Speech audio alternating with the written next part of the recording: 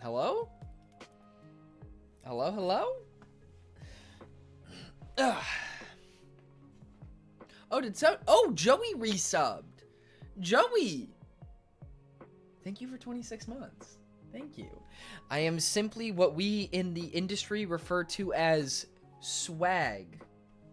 Yes, you are, Joey. Yes, you are. I think Joey puts the definition to the word swag. Anyways, let me replay that, though, really quick. Let me replay that. There we go. I don't know why you guys always resub before I'm even, like, here. I should put an alert box over, like, the starting soon screen.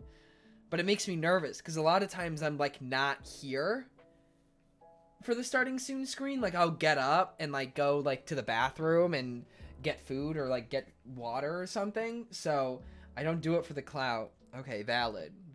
Anyways, Joey, regardless, thank you. 26 months, holy shit. Anyways, let's do some hellos. How we doing, everybody? How we doing? Happy Tuesday. It's Tuesday, innit? And, yeah, day off went really well. Had a great day off. Played a lot of Genshin, you know. Breed, swag. Name, Kevin, hotel, Trivago. Anyways, good evening, everybody. Happy Tuesday. Hope you guys had a good Monday, good start to your week. If not, totally understand. Mondays aren't exactly ideal for most. But, hello. Odd Temp, Trayshawn Stevens, Barry, Joey, Mr. Oof, Toto, Julian, Rayford, Miranda. Did I already say Joey? I think I already said Joey. Evangeline, hello. How's everyone doing? Lawrence, how are we? Did anybody do anything fun over the weekend? I know I saw you on Sunday, but I feel like we didn't get a chat on Sunday. I didn't really chat for very long. So, did anybody do anything fun over the weekend? I can attest that I myself did not. At least anything like out of the ordinary. Went on a picnic with friends? That sounds so fun. Maddie, hello. Hi Maddie. How you doing? Bezbot, hello. I mean, I went grocery shopping. I mean, like, yeah, it can count, but do you count it? Do you count grocery shopping as something fun and exciting? Not much. Watch some poor lad's legs get eaten.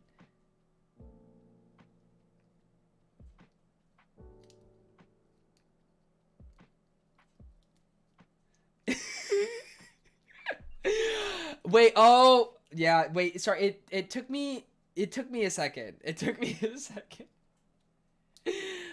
I'm not, Garrett. I am not. Don't expose me. I like the sweater, by the way. This is a good sweater. Thank you. I got this while thrifting when I was home. I'm very happy with said sweater purchase. In these days, grocery shopping is a whole day's worth of fun. That's true. I did go grocery shopping yesterday, and it was pretty good fun. Did I buy anything exciting yesterday from the grocery store? Oh, I bought some cereal. I got cereal and M&Ms. Yeah, those are some fun things that I got yesterday. As always, you are killing the sweater game. I know, but sweater season's coming to an end. There's not going to be many, like, cool days where I, like, can wear a sweater and, like, be comfortable inside. Because the days of my room being 70 degrees are coming to a close, and my room is about to be 80 degrees constantly. And that's just not sweater weather, you know? Got some groceries today, and I'm gonna have mac and cheese. Let's fucking go. I actually forgot to buy mac and cheese when I went grocery shopping yesterday. Maybe that's for the better. I probably eat too much Kraft mac and cheese. Also, we got a light redemption. Good day, Jacob. I bought a green pepper today. I'm so happy for you. Green peppers slap. What are you gonna cook with it? Kit Kat, hello, and Jay. Danielle about to shine. Danielle about to go crazy. No, honestly, did we ever name this AC unit? Somebody commented and was like, did Stanielle get bigger or something? Fanny? I can't sleep unless my room is exactly 36 degrees Fahrenheit. That is what? Chicken Alfredo. I'm gonna put the chicken in it this time. Oh, and are you gonna like roast it? Like you should like torch it over a fire at least and like peel off the charred skin. You should do that. You should like roast the pepper with the Alfredo in it and let it like marinate the pepper. That sounds like it'd slap. On Sunday I missed the stream because my power went out for some reason. So I was gonna do a seance, but then my power came back. So I turned my lights off and did a seance anyways. Good. I hope the seance worked. Interesting. Why? What were you thinking of doing with the...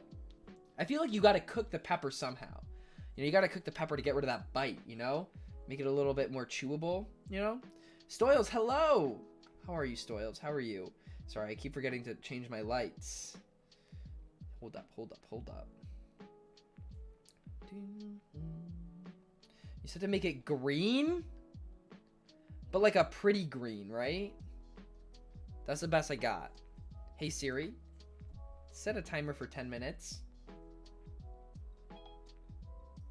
Your timer is set for 10. Who would win, spirituality or one light switch? You know, I think my money's on the light switch.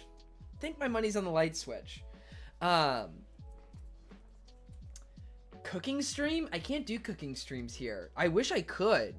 I would love to do cooking streams here, but I share an apartment, so I'm not exactly trying to set up a, you know, camera and stuff in my living room or living room / kitchen to do a live stream. And I would get like a little portable stove for in my bedroom, but I'd probably have to buy a like induction stove, and those are expensive. And also, like, cooking anything in my room, there's not a lot of ventilation, so it's probably a safety hazard. So, as much as I'd love to, just not really on the table. You know, the spirituality versus one light switch debate did not anticipate the invention of the kosher switch. What is a kosher switch? Rent someone's kitchen. Oh yeah, that's a very easy fix. Put a microwave on your bed and have a channel point reward for what we can put in it. Yeah, you know, because I was worried about fire hazards before. Yeah. I don't have to worry about a fire with that, right? That's my type of switch. Wait, what? What switch?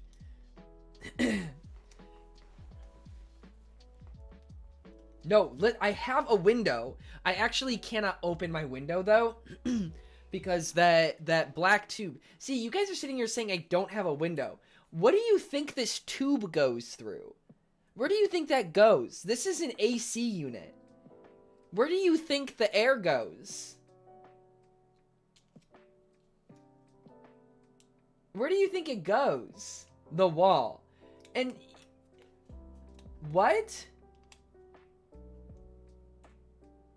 Sokojin, hello. Hello. Like, I thought it was just... the tube's gotta go somewhere.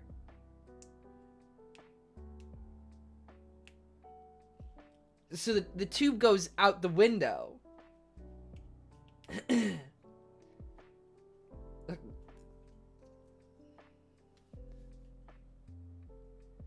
I'm not saying... listen.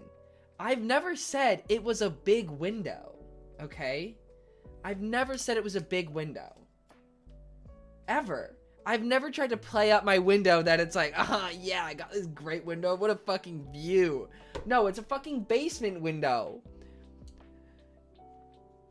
Barely a window. But it still is a window. But I can't open it now because I have the tube going out. So I have to, like, keep it shut in, like, I have it, like, taped around. It's like a prison window that doesn't open. Yeah. Yeah, that's more like it. That's more along the lines. As a Floridian, can you describe what basement windows look like? It's just like a small, like, I'd say it's like maybe like 2-3 feet wide and like a foot tall. It's like, I don't know, it's like this big. And there's just like a little slidey thing on it. And it like looks out into like the backyard, but it's like half underground. Like if I go up my walls, like if I stand up, the ground ground level is probably like about as tall as I am. So I'm probably like, you know, my floor is like 6 feet underground. So the window is like just at that point. Are basements existing on a state-by-state basis? Well, actually, yeah. Some states, like, there's like a lot more rules regarding basements. Wait, what did... As a Lebanese, can you explain what the fuck Sorry, we can't. At least the room stays cool being underground and all. No, it doesn't. See, here's the thing. It's like a blessing and a curse, okay? So, the nice thing is that, like, so say it's like the fall, right? You know, it's 50, 60 degrees outside. You know, inside temperature will stay pretty normal. But, like, if it dips, like, really low one night, even in the winter, so say it gets, like, really cold one day in the winter, it isn't ever that bad because, the concrete surrounding me, like, concrete has a lot of thermal mass, and the dirt surrounding that has a lot of thermal mass. So it takes a lot to cool that off enough to, like, bring my room down to that temperature. So, like, drastic temperature changes don't affect my room very much. But prolonged temperature changes are fucking miserable. So, when it does get hot in the summer, my room is, like, never dips below, like, 77 degrees. Like, I run my AC until it hits 77, and then I have to turn it off. Otherwise, it's running all day. And then electric bill will be $1,000. No, Nintendo music is not royalty free. You can probably play it on a stream and be just fine, but if you put it in a YouTube video, it can get flagged. Yeah,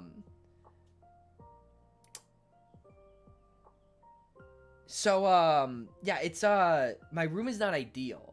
And yeah, the heat does rise, Kit Kat. The heat does rise. So, like, but it gets so hot, and this is not insulated well.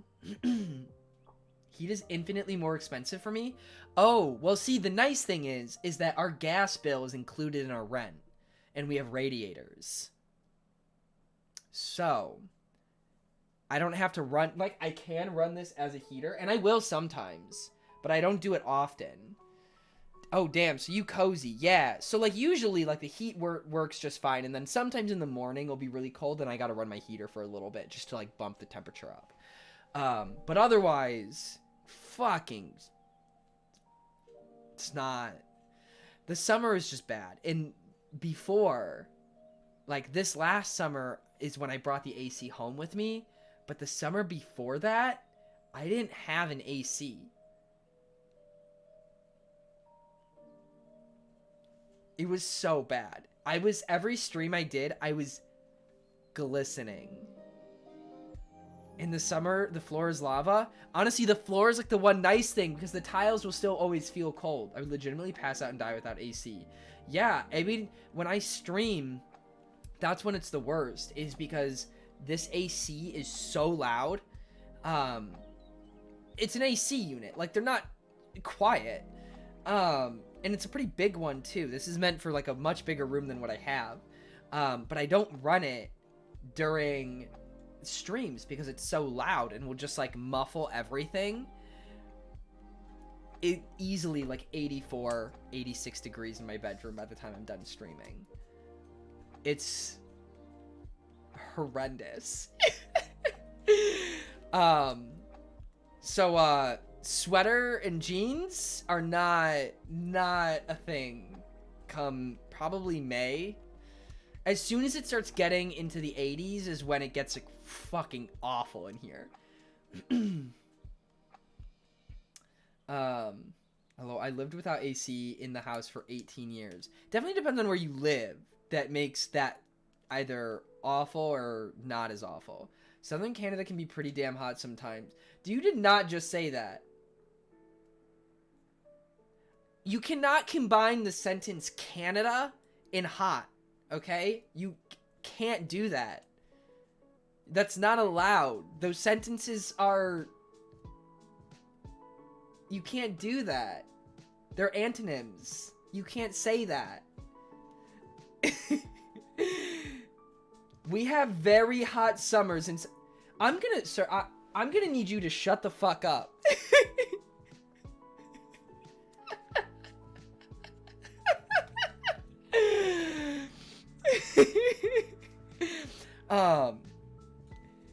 Don't act like you were in the South when you were in New York. No, I don't try to pretend like I'm in the South. I never try to pretend like I'm in the South. I know New York isn't in the South. Listen. Coming from Georgia, like, I mean, even the summers here in New York, like, it at least isn't super long-lived. It's really just, like, June, July, August that are pretty bad. And, like, late June, July, early August. And then it starts cooling down again. So you got, like, 2 months of, like, relatively hot weather before it's pretty, like, tame. But, like, what is your definition of hot? Because we've had, like, Alaskans be in the chat and be like, oh my god, when it's 65 degrees outside, I want to die. And I'm like, what? Mind-boggling. Mind-boggling. Summer temps frequently reach over 40 Celsius, 45 with humidex. That's 113? Where? Where is this? Yeah, see, Florida sucks. Florida is not fun. I'm not familiar with the so-called warm weather. Yeah.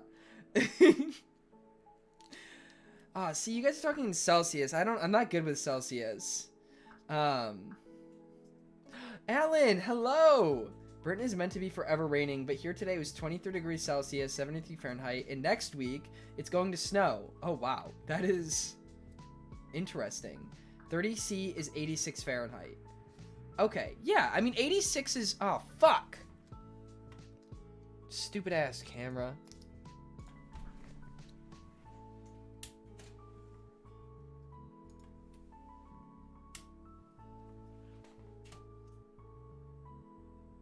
There we go.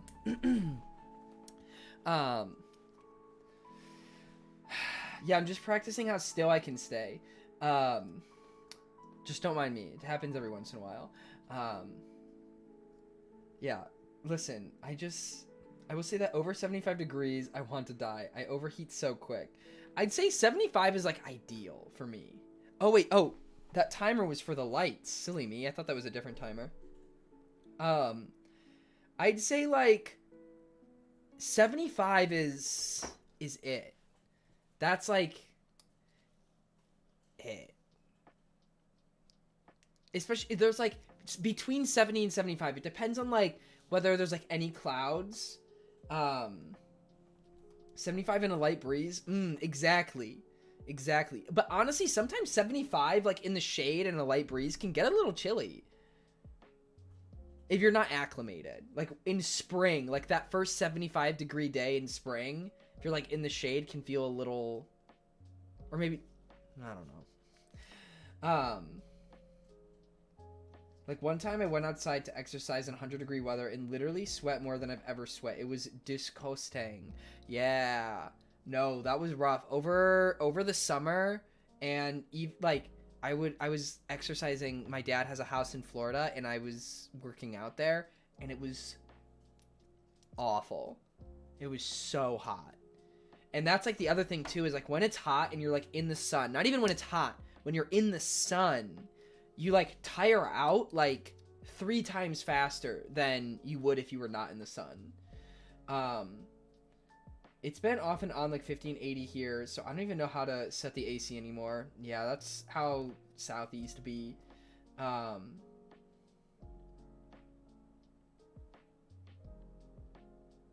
AC is just shit. They cut electricity.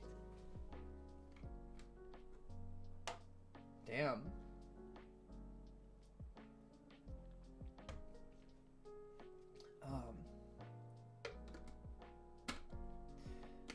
I sweated the most in my life while taking siding off our house last summer. Yeah, the most I probably sweat in my life is when I was on Accutane. When I was on Accutane, I don't know what it did to my pores, but it made Hey Siri, set a timer for 10 minutes. But it just clogged, like, it like clogged my pores and made me sweat like crazy. Like, I'd have just like a whole layer of like water on my face. Well, and depending on where you are in Florida, it is typically pretty humid. Yes. Isn't this year the return of a certain plague that comes to the Northeast every 17 years? I literally refuse. Wait! Cicadas? It's cicadas? Which horde? Or brood? Is it a brood or a horde?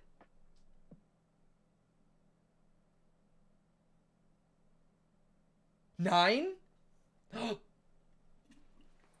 Holy shit. Oh my god. Wait, where is this brood? Hang on. I need to look at the range for this brood. Oh my god. Oh my god. Oh my god. Oh wait, this says oh, okay, it's cicada brood 10. It's a cicada brood. No, like cicadas hit the Northeast every 17 years and it's bad. No, I know. It's a certain type of cicada, and there's two. It's the same species, but there's multiple different broods, and they either will come out every 13 years or every 17 years. And there's actually a whole lot of science that makes them really interesting animals, because they like, there's never like any overlap in the broods. It's like once every like 300 years do any of the broods ever overlap. And it's just like, yeah, no, it's really, I've never seen a cicada brood though. I've never lived in an area at a time when a cicada brood emerged. Holy shit. Wait, okay, hang on. I need to look at the range for this one. Because there is one in Chicago, but I didn't live in Chicago when it emerged. We had already moved. 18 states. That is huge. Hold on. Okay, let's see a map.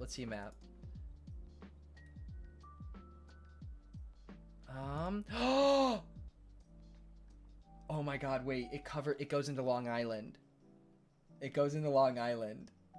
No, they're different from yearly cicadas. No, I know. Are you talking to me?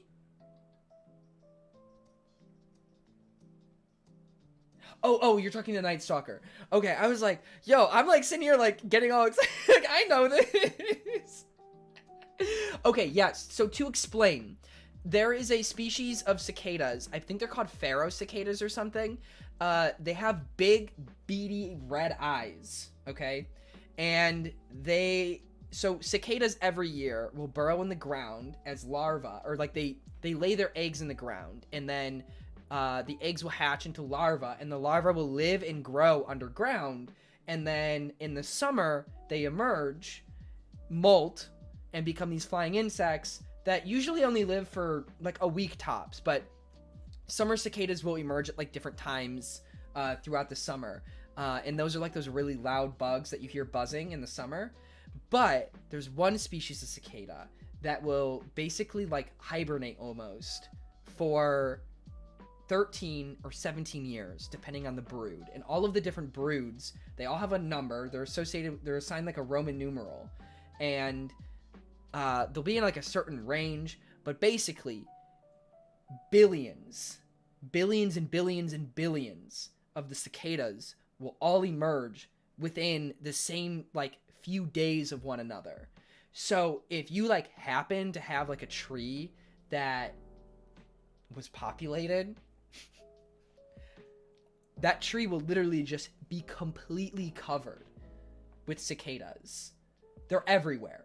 Like billions of cicadas just everywhere. And the whole like, they don't really know why this happens, because it's the whole like the math that works out, because like some of the broods overlap, but even when they overlap, they still like emerge like on their time, and they're prime numbers, so they like don't line up very like ever. Yeah, so there's basically so many cicadas that the birds and natural predators of cicadas just quite literally cannot eat enough cicadas to wipe out the population. It's just really interesting. Like, why the fuck do these animals only come out every 17 years? They spend 17 years underground. And then they come out of the ground for a week. Just fuck. And then go back in the ground. Sorry. Fuck. Die. And lay eggs. Okay, no, sorry. Fuck, lay eggs, die. There we go. Yes. That's the... And then they revert back to larva. Please tell me how long they last. They don't last long. I think it's only a week or two. Because they literally, like, they spend that much time just to die. They live like a week in their non-larval form. And then they die. They die after they mate and lay eggs. Can we get streams of you outdoors for like cicada week? How you might get picked up by animal. Fuck, lay eggs, die, larva is the new live, laugh, love. Oh my god, can I get that on a shirt? Just in like, you know, just across the chest. Fuck, lay egg, die, larva. They die after they mate like bees? I believe so, yes. But you'll know what they look like because they, here, let me pop over my screen really quick. It's on the wrong monitor, one sec.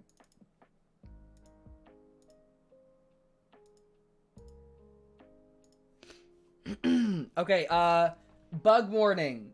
Bug warning, Evangeline, I know you don't like bugs. If you guys don't like bugs, I'm about to put bugs on the screen. Just so you know. Just so you know. You can come back in a couple minutes. The bugs won't be here that long. No worries, no worries. Okay, anyways, yeah, so this is what the cicadas look like. So they're like associated with they have like large red eyes. But you'll see all over the ground, if you live in the Northeast, you'll see these, and this is what the larvae look like, and they molt, and they'll look like they're bugs and they're alive, but they're just empty shells of like chitin. And then they'll emerge out of their shells like this. Do you think they like to watch anime? Probably not. Why they just got their bare hands in them? Oh, because these are molted, so like they're not crawling around. These are dead, or they're not dead. These aren't even. This is just like the shell. These ones. Oh, those ones look alive. That's a little too detailed. This is them mating. But I think, okay, so this is actually a map of all of the different broods. So if you look, oh, okay, so brood, the next emergence, so 2021 is brood 10, which looks like it's in Pennsylvania, and then Maryland, Baltimore, and a little bit of Long Island there, but also in Indiana and Ohio. So Indiana, watch out. Because you're about to get... Watch out. Watch out. Fuck. So, there actually is a brood in Georgia. That's actually my county right there. That's Cobb County down there. Interesting, because I've never actually, like, seen it. I've never seen a cicada brood come out, so...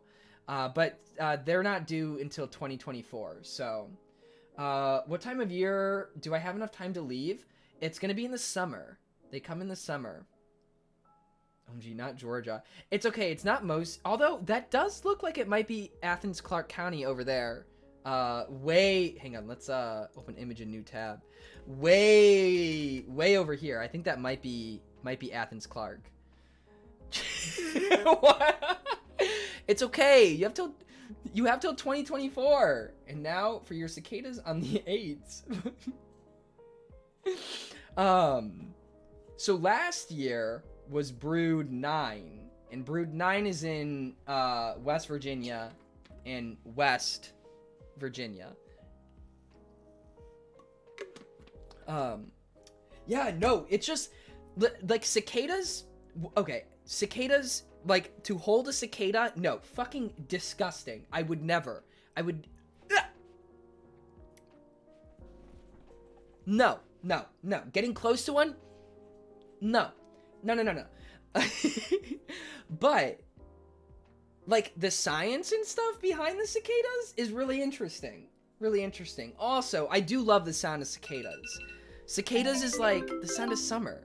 Yo, Mike, with the 2 months. Thank you, Mike. Thank you. Some dude ate a cicada at summer camp one year for $50. What the fuck? Thank you, Imran. Thank you. Anyways, Mike, thank you for the 2 months, man. Thank you. So yeah, no, I just think they're just really interesting. It's really interesting. So however, it seems like most of New Jersey and New York is Brood 2, which is not set to emerge for a long time. Because that is a 17-year one. So Brood 2 in New York won't emerge until 2030. So I'm not a psychopath, but $50 is $50. I couldn't. That's too big of a bug, man. Think of how much guts there is in that. Okay? Just think about that. That's fucking disgusting. Cicadas are dicks. What did cicadas ever do to you? They just sit there and sound cool. I think that's part of the reason why I like No Known Biori so much, is because the cicadas go crazy in that show. I can't help but think of StarCraft, especially since they're called broods. I mean, yeah, I mean they kind of work like a little hive mind. They all emerge at the same time. I feel like it's gonna be something wild. Like one day the earth is gonna split open and there's just gonna come out swarms waiting. Yeah, this is the overflow. This is the overflow, but like deep in the crust, there's just trillions of cicadas plotting and waiting for their moment. Sound of cicadas always reminds me of camping. Exactly. The sound of cicadas is like a very welcoming, homey sort of sound, especially because we don't hear them here in New York. So it's like that and like crickets. I don't know, like cicadas are during the day and crickets are during night. So that's what makes the plates move. Yeah, it's all of the cicadas flapping their wings underground at the same time.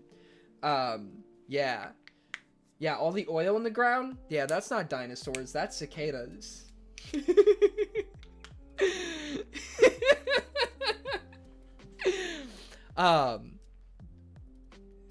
Thinking about Ninkata? As you should. Anyways, well, Toto, you're closer to Philly, right? Delaware's fucked. Look at all of Delaware. All of Delaware. Delaware about to go crazy. No, I know that Starzing. I know that Starzing. Please don't say that to me. Listen, Evangeline, you're gonna be fine. You're gonna be fine. Evangeline, be real. How often do you go outside anyways? Both your cats stay inside. You can get groceries delivered. Do you really need to even go outside? No. No, you don't. But they're talking about return to the office. Oh, no. Oh, never mind. Well, too bad for you. I'm just surrounded by yellow. There's nowhere for me to go. To be fair, I don't know, like, you can probably, like, listen, like, even, like, okay, so Cobb County here is blue, and I lived in Georgia when one emerged. I don't remember it. I don't have any memory of that happening. So, unless you're, like, in an area where they laid eggs, you're probably fine. So, like, if you're by heavily wooded areas, yeah, then you're probably fucked. But, like, if you're in a city, you're probably chilling.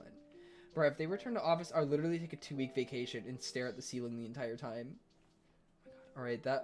Alright, that's it. Put a cicada section in Discord, and I'll post daily pictures of a tree in my backyard. Oh my God, please do. No, my grandmother lived in Chicago, and I had literally just learned about cicadas, and I was telling my cousin about it, and he's like, yo, one time, I remember I was at grandma's house, and I walked outside, and the tree in her backyard was just covered in bugs, and they were going crazy. He said he, like, walked into the house and just heard, like, what sounded like a siren coming from the backyard, because the cicadas cumulatively were so loud.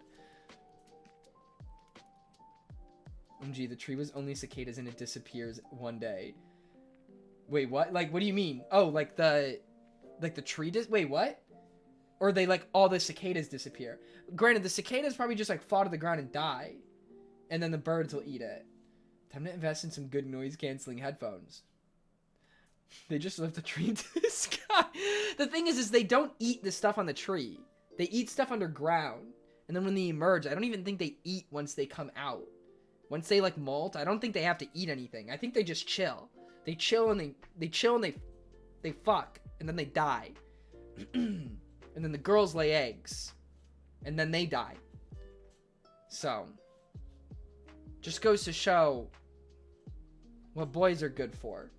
Nothing. At least the girl bugs got one extra task to do. You know? What a life, right? Chill, fuck, die. Come say hi. If you see me type gibberish in chat in the next couple weeks, that means they got me. Fuck, die. That doesn't have the same ring. Exactly. Between the cicada plague and the spotted lanternflies plague, wait, spotted lanternflies? What? Wait, what is a spotted lanternfly? Oh. They look like moths. I've never seen one of these.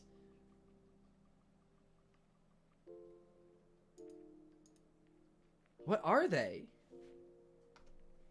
I've never seen this before. I learned about lanternflies when I was in Philly. So it's probably a regional thing then. Are they? I'm guessing they're probably like love bugs in Florida.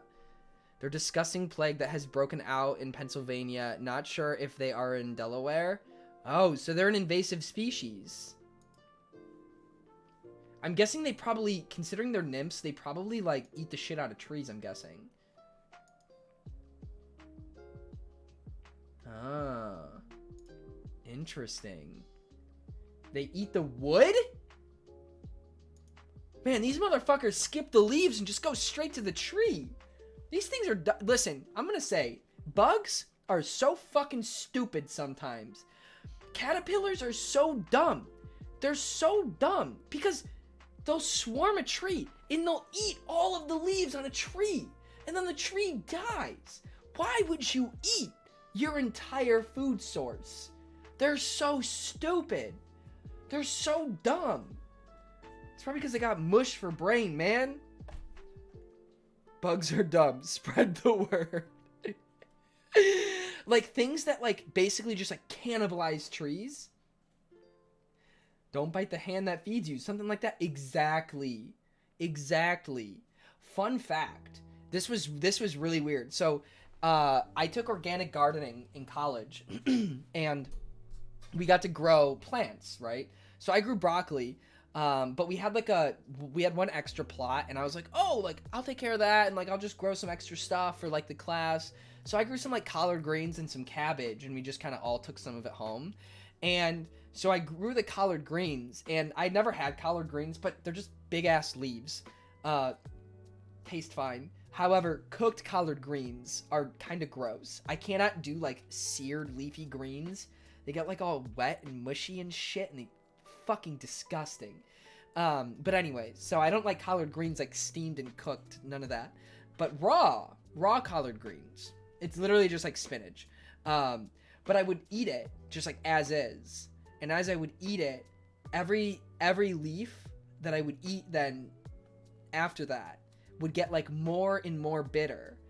Because as I was eating it, like the plants, they were still like alive enough that like they started releasing those like, they release like pheromones basically that like trigger a response to the rest of the leaves to start pumping out a like really like bitter compound that's like meant to like keep animals from eating the leaves.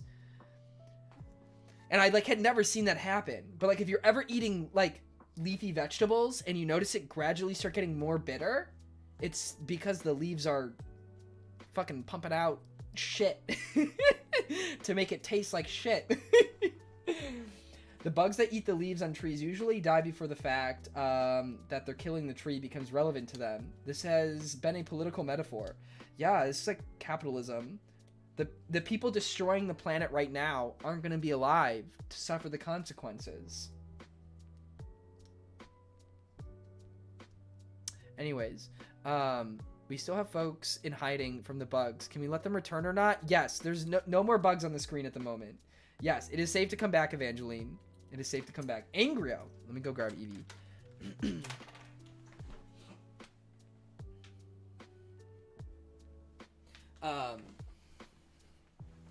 Listen, animals are cool. Animals are cool. And like the way that like this stuff works sometimes. I think bugs are especially interesting because bugs are so different from mammals. So like interesting to see how they work, you know? Yes, Ryan guy. Bugs are not animals. I'm sorry. I don't really have a problem with most bugs. Most bugs, as long as like, I mean like even if a moth was to land on me, you know, like moths, butterflies, they're fine. Flies or whatever. It's just like roaches and spiders. And then like, I mean centipedes and millipedes are pretty gross too, but no, spiders are the line. Spiders are past the line. I will be like elitist when it comes to bugs. Earwigs, yeah, if an earwig was crawling on me, I'd be pretty scared. However, I do think that earwigs appear way scarier than they actually are because they're like, oh my god, they're gonna fucking slice your eardrum in half. Earwigs don't go in your ear. They don't do that. An earwig has no reason to go in your ear. People say we wouldn't survive without insects. Okay, and I see no downside here. I think there's like I don't know how true the statistic is, but they're like, oh, like 90% of your life, you're within like 6 feet of a spider. If any bug touches me, I will be passing away for personal reasons. Oh, what? I'm not looking forward to those roaches in southern Georgia. Oh yeah, roaches in Georgia are bad. See, they don't see, here's the thing is Georgia doesn't get like normal roaches. It's pretty rare that you'll see like a German cockroach. That's like really like, you know, filth and trash. What they have is palmetto bugs, and arguably they're way fucking worse because palmetto bugs fly. So they're just these giant like 3-inch long roaches, and they don't fly often, but when they do, when these sons of bitches remember that they have wings,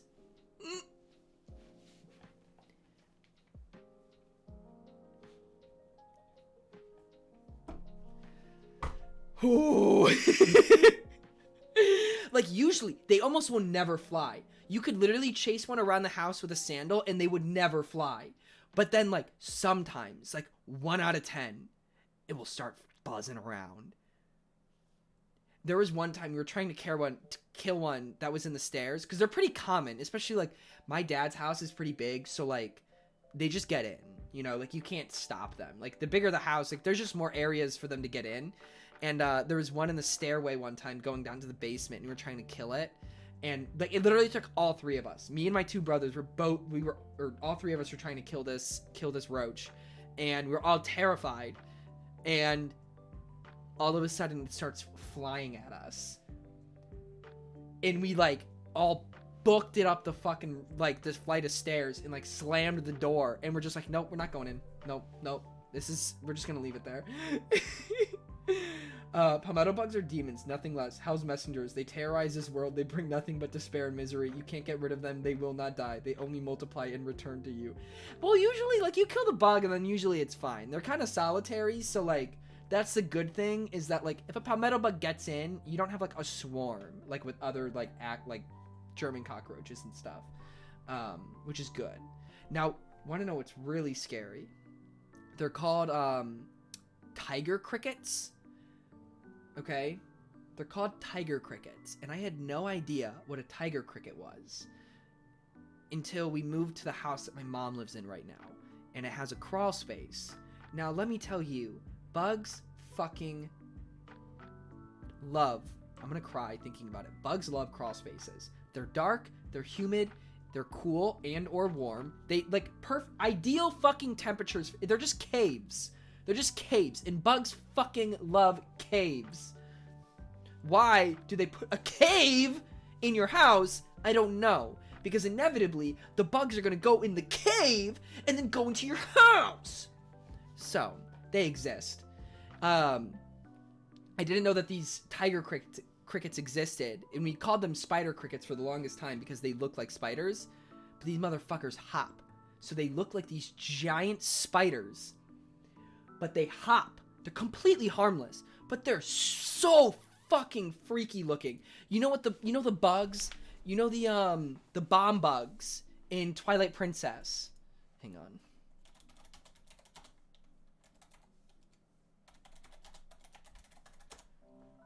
They look like the Zelda things. They look like the Zelda things.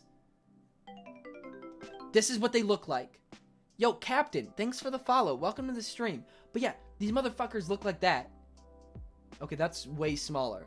They look like that, though. And they hop around. And they don't really make any noise. But they're... They're fucked up. They're fucked up. Okay, they're fucked up. I've been watching passive house videos recently. No air gaps, so no bugs can get it. Good. I have a homework assignment that is a survey, and I need people that I've never met, so I thought a Twitch stream would be perfect. I will DM it to you first so you can check it out over to make sure you don't think it's us or anything. Captain, I'm going to encourage you to not send the link in the chat, but if you wanted to join the Discord server and send it to people on the server, you're welcome to do that. I will allow that. But not the worst idea, but I would prefer you not to send it here in the chat if you don't mind. Yeah, send in the homework channel. That's a good one. So guys, if you wanna help Captain out with their survey, feel free to go check it out in the homework channel. Maketon, hello. Hello. What other awful bugs are there? Oh my god, I had a silverfish infestation once. That was fucked. Silverfish are one of those bugs that are like, they're just gross. And they like infest. Bad. So, see, funny enough, house centipedes. I actually let house centipedes live, usually. Unless the house centipede is like in my room or like near my bed or something, I don't mess with it. Like if I like was to walk into like the utility room where the furnace is and there was a silverfish, or not a silverfish, a house centipede chilling in there, I leave it. I leave them. So, house centipedes are so good at killing other bugs. I know they're creepy looking. I know they're really scary looking. Believe it. But completely harmless to you, and they're really good at killing other bugs. So, oh my god, one time, this was so bad. My brother thought that it would be, he was like out in like these woods with his friends, and they thought it would be a good idea to fuck with a beehive. Actually, no, it wasn't even a beehive. It was a wasp nest. It was a hornet nest in a tree. And they fucking knocked this wasp nest down out of the tree and then like sprinted home. And of course, the wasps were following them. And so we had like 30 stray wasps in our house. I remember I have like this vivid, like, core memory of me and my two brothers hiding underneath the comforter in my parents' bedroom with my mom and dad like trying to kill a wasp that was flying around one of the light fixtures in their room. It's so vivid, the fucking fear we felt. And as soon it would move and we'd all like duck underneath the cover. I was like 5 at the time. I was still so little. And then there were so many though. I remember I had to put towels underneath my door so that the wasps wouldn't get in while my parents went around and killed all of them. Oh my god. Eric, hello. I hate mosquito eaters, but they get rid of mosquitoes in my house. Yeah. Wait, what are mosquito eaters? Are mosquito eaters the big mosquitoes? Is that what they are? I always thought that the big mosquitoes were mosquitoes, but they're mosquito eaters? My entire life, they've always told us that the big mosquitoes were just boy mosquitoes. They're called crane flies. Interesting. Interesting. Jacob, we are nearly an hour into stream and we are still talking about bugs. I'm not going to put it on screen this time. I won't put it on screen. I'm not talking about that. I don't want to talk... I don't want to talk about eating Pokemon animal products. I don't want to talk about that, man. I don't want to talk about it. Stop. No. No. I'd probably eat the egg.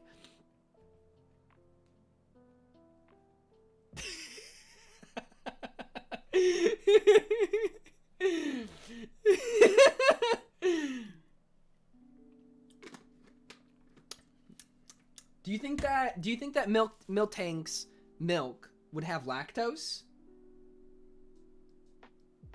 You know, honestly, Evangeline is the one that wants to talk about bugs the least. But Evangeline, let me ask you this.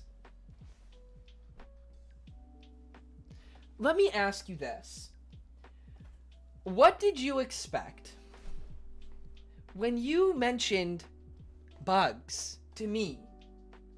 What did you expect my response to be?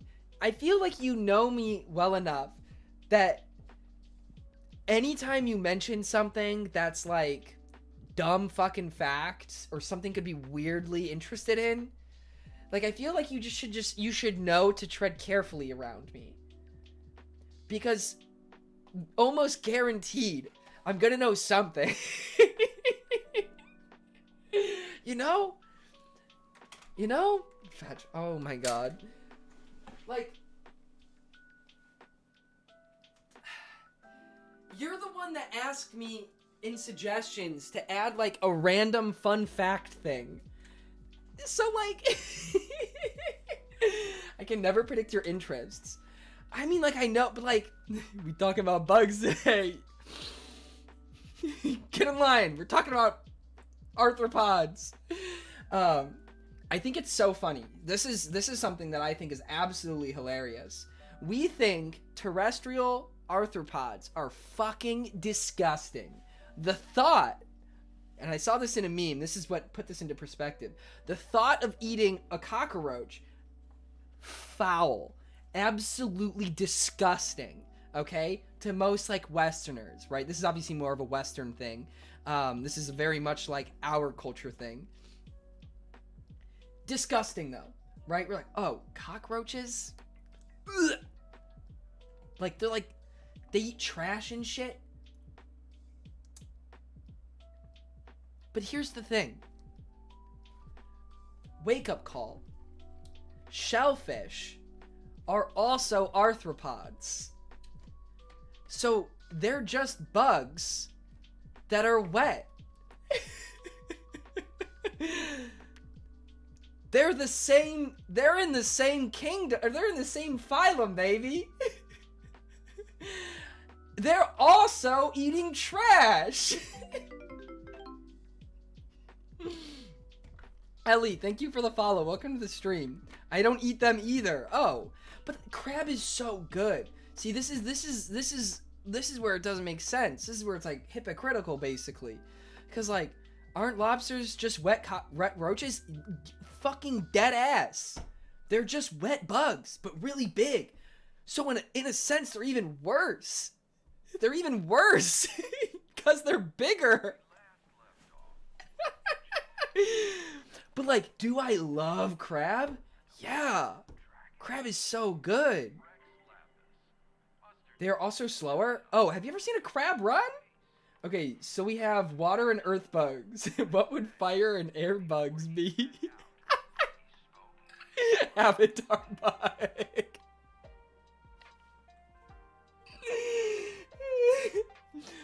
Only the Avatar, master of all four bugs, can bring an end to the arthropod treachery.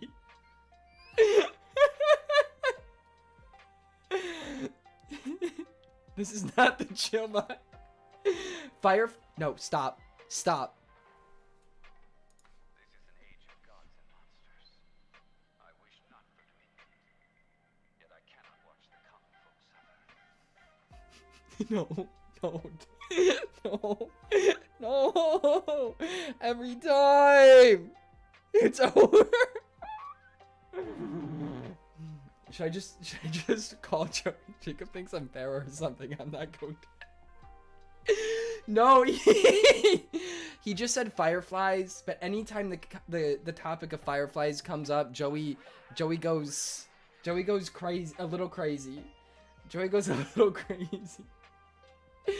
If Avatar was about bugs, I don't think it would be my favorite anymore. Wow. Even if Zuko was still Zuko, but like looked like a lobster, you wouldn't like it? Wow, that's speciesist. I remember when I was 8, some old man showed me a dead lobster and was talking pure smack about how it can hurt me.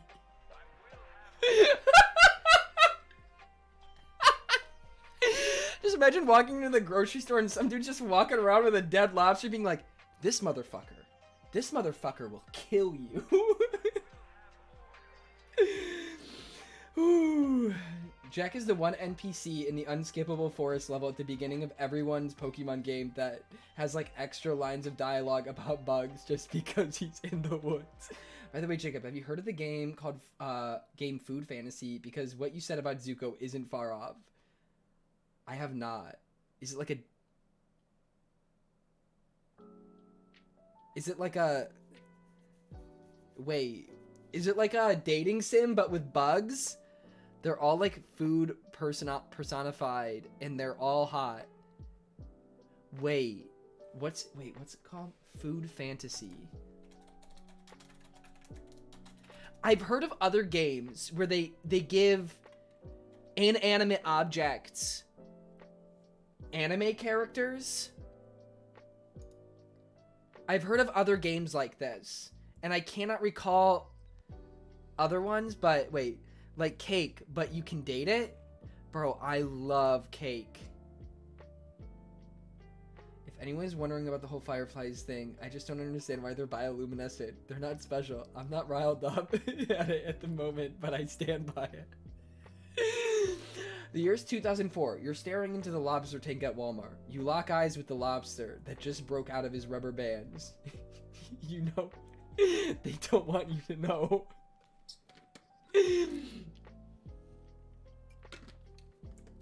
The lobster tank was always so interesting to me. I always felt so bad for them.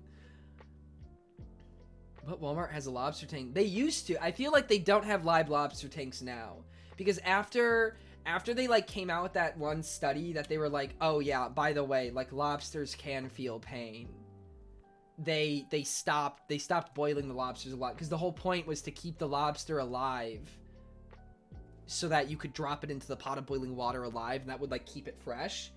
But it's kind of fucked. So you don't want to do that. So now if the lobsters are still alive before they cook it, you take a knife and you stab it into, there's like a spot that you put the tip of the knife at to kill it before you boil it. And it kills it like immediately. We still have lobster tanks here. There's a couple stores that have them. Yes, ethics. Yeah, important things. But to my understanding, lobsters are like the lowest life form that can feel pain. So like most bugs, even though like there are bugs cannot, like insects cannot feel pain. So you can sit there and take the limbs off of a spider and it will just be like, ah, fuck. Where's my third appendage? Ah, shit, where did my fourth one go? Ah, no, I'm on fire. I can't feel it, but I'm on fire. Larry the lobster would never be eaten. He'd fight back. How's it messed up if it's going to be eaten anyway? Oh, well, because, like, imagine if we were to take, like, a cow and instead of, you know, butchering it ahead of time and, like, killing it instantly, you know, we just, like, lit it on fire because it's more efficient. That's why. Because it'd be pretty fucking terrible to light an animal that's still breathing on fire, you know? So, instead of dropping a living animal that can feel pain into boiling water, you know, you kill it first, even if it is going to be eaten. Because, you know, there's humane ways to eat animals. You know? You know? Yeah. I mean, like, listen, I'm not really, like, much of, like, a, you know, activist when it comes to, like, animal rights and stuff like that. Like, I don't really have a problem with eating meat. But, like, you know, if you're gonna kill an animal, at least, you know, there's more humane ways to do it than to, you know, so that's why. When you put a bunch of lobster in a boiling pot, you have to hold the lid or they will kick it to the floor. Wait. Okay, but, like, you shouldn't be putting them in live anymore. Don't do that. See, you're supposed to. You're supposed to, DP19. Apparently, I don't know, Gordon Ramsay one time said that you're not supposed to do it anyways because it, like, doesn't do anything to the flavor regardless. So, yeah, there's not really any point in leaving it alive. Wait, what do we not put in lime? I blanked out. No, nothing about limes. If your dinner fights back when you cook it, maybe stop. Yeah, I think that's a good rule of thumb. Yeah, if you're also Jess, hello, sorry. Hello, how are you, Jess? How are you? I think Alan makes a good point. I think Alan makes a great point, actually. Well, if Gordon said so, I mean, exactly. Listen to Gordon. It's called credibility. I guess I don't have enough credibility for you guys to believe me, but I name dropped Gordon Ramsay without a single fucking source. And you guys are like, I believe it. Sold. Like, I feel like if Gordon Ramsay was to come out and be like, hey guys, we should eat less meat, everybody'd be like, fuck yeah. That's called credibility. I saw it on MasterChef. This is true. I think I saw it on a YouTube video. He was preparing, like, lobster sandwiches or something.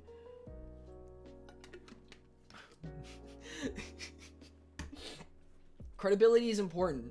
Yo, wait, Mango, are you gonna change your name? Yeah, how would believe Jacob, but Gordon? Yeah, that wasn't a sentence. Put on the Dr. Dre shirt I gave you, please. Oh God, I don't know if I have that. I don't know if I have it anymore. If I do, it's not here. It's at home in Georgia. Yeah, I guess I probably would have gotten rid of it, but it's at Georgia, wherever it is stored away. Will you call me Lime from now on if I really wanted it? I mean, yeah. I'm not really big on lobster anyways, which is shocking being a New Englander. I've never had lobster. I'd love to go to, like, some super authentic, like, not in New York City, like, up in New England, and, like, go to, like, and get, like, lobster rolls. That sounds really good. I've never had it. So, that was a test. You failed. Oh. But, like, I would respect your wishes, Mango. Listen, Gordon could tell me anything, and I'm going to believe him. We cooking the dust from the lint trap? Yes, chef. Oh my god. Oh, but Maine is where you want to go? Yeah, I feel like Connecticut or Massachusetts would be fine, though. Where's New England? Man still lives in the first England. New England is, like, a large portion of the Northeast. So, like, Massachusetts, north of New York. So if you go to New York City, the states north of New York along the coast is New England. Lobster in New England is so good. Mass, Rhode Island have really good lobster rolls. I'd love to go. I feel like getting like some of my friends and, like, going up to getting, like, an Airbnb on, like, the coast of Connecticut or something, because it's not super far, would be so fun. So fun. Just, like, for a weekend. Just get away. She reminds me, I need to look at airfare. Guys, Katya's graduating college in May. College. Isn't that insane? Connecticut beaches suck. I live in Connecticut. I probably wouldn't swim, but just to, like, be there. What if animals were higher up in the food chain and they would cook us and eat us? Well, we are also animals, so that's kind of how the food chain goes, is different animals are at different tiers. Silver Sands Beach is nice. Okay, I'll keep that in mind. I'd probably just want to go to some small little town. You aren't in college yet? I did 1 year at college, and I left. But I'm looking at going back and getting an associate's in teaching to start out with. Because I'm not too far off. So I've been looking at a college here in New York to go to. But I got to figure out, like, financial aid and stuff like that. So, yeah. But to get myself... Amtrak is easy and cheap? Yes. Well, it depends on where. Sometimes Amtrak can be a little expensive, but buses are also an option. But also, one of my good friends has a car, so there's that too. New England has tons of great seafood. I need to branch out into more like fish, especially if I like want to live in Japan. I need to be comfier eating seafood. I like squid and octopus. Depending on how it's cooked, I guess. I haven't had a lot of octopus. But, I like crab. So, but I've never had lobster. I like shrimp. Depends on how the shrimp is cooked. If the shrimp is, like, seared, it's okay. But if it's just, like, fucking boiled shrimp, it's not really my thing. I tried lobster, but I think everyone neglects eating them in the original England because fish are more common and more popular. Yeah, lobster are really expensive if you don't live where they're, like, fished for and caught. Living off that Japanese McDonald's and 7-Eleven. And ramen. Ramen, of course. Grilled shrimp is the best way to have it, trust me. Oh, yes. No, like, you gotta have, like, a sear on it. It's gotta be, like, blackened shrimp. Otherwise, it just doesn't hit right.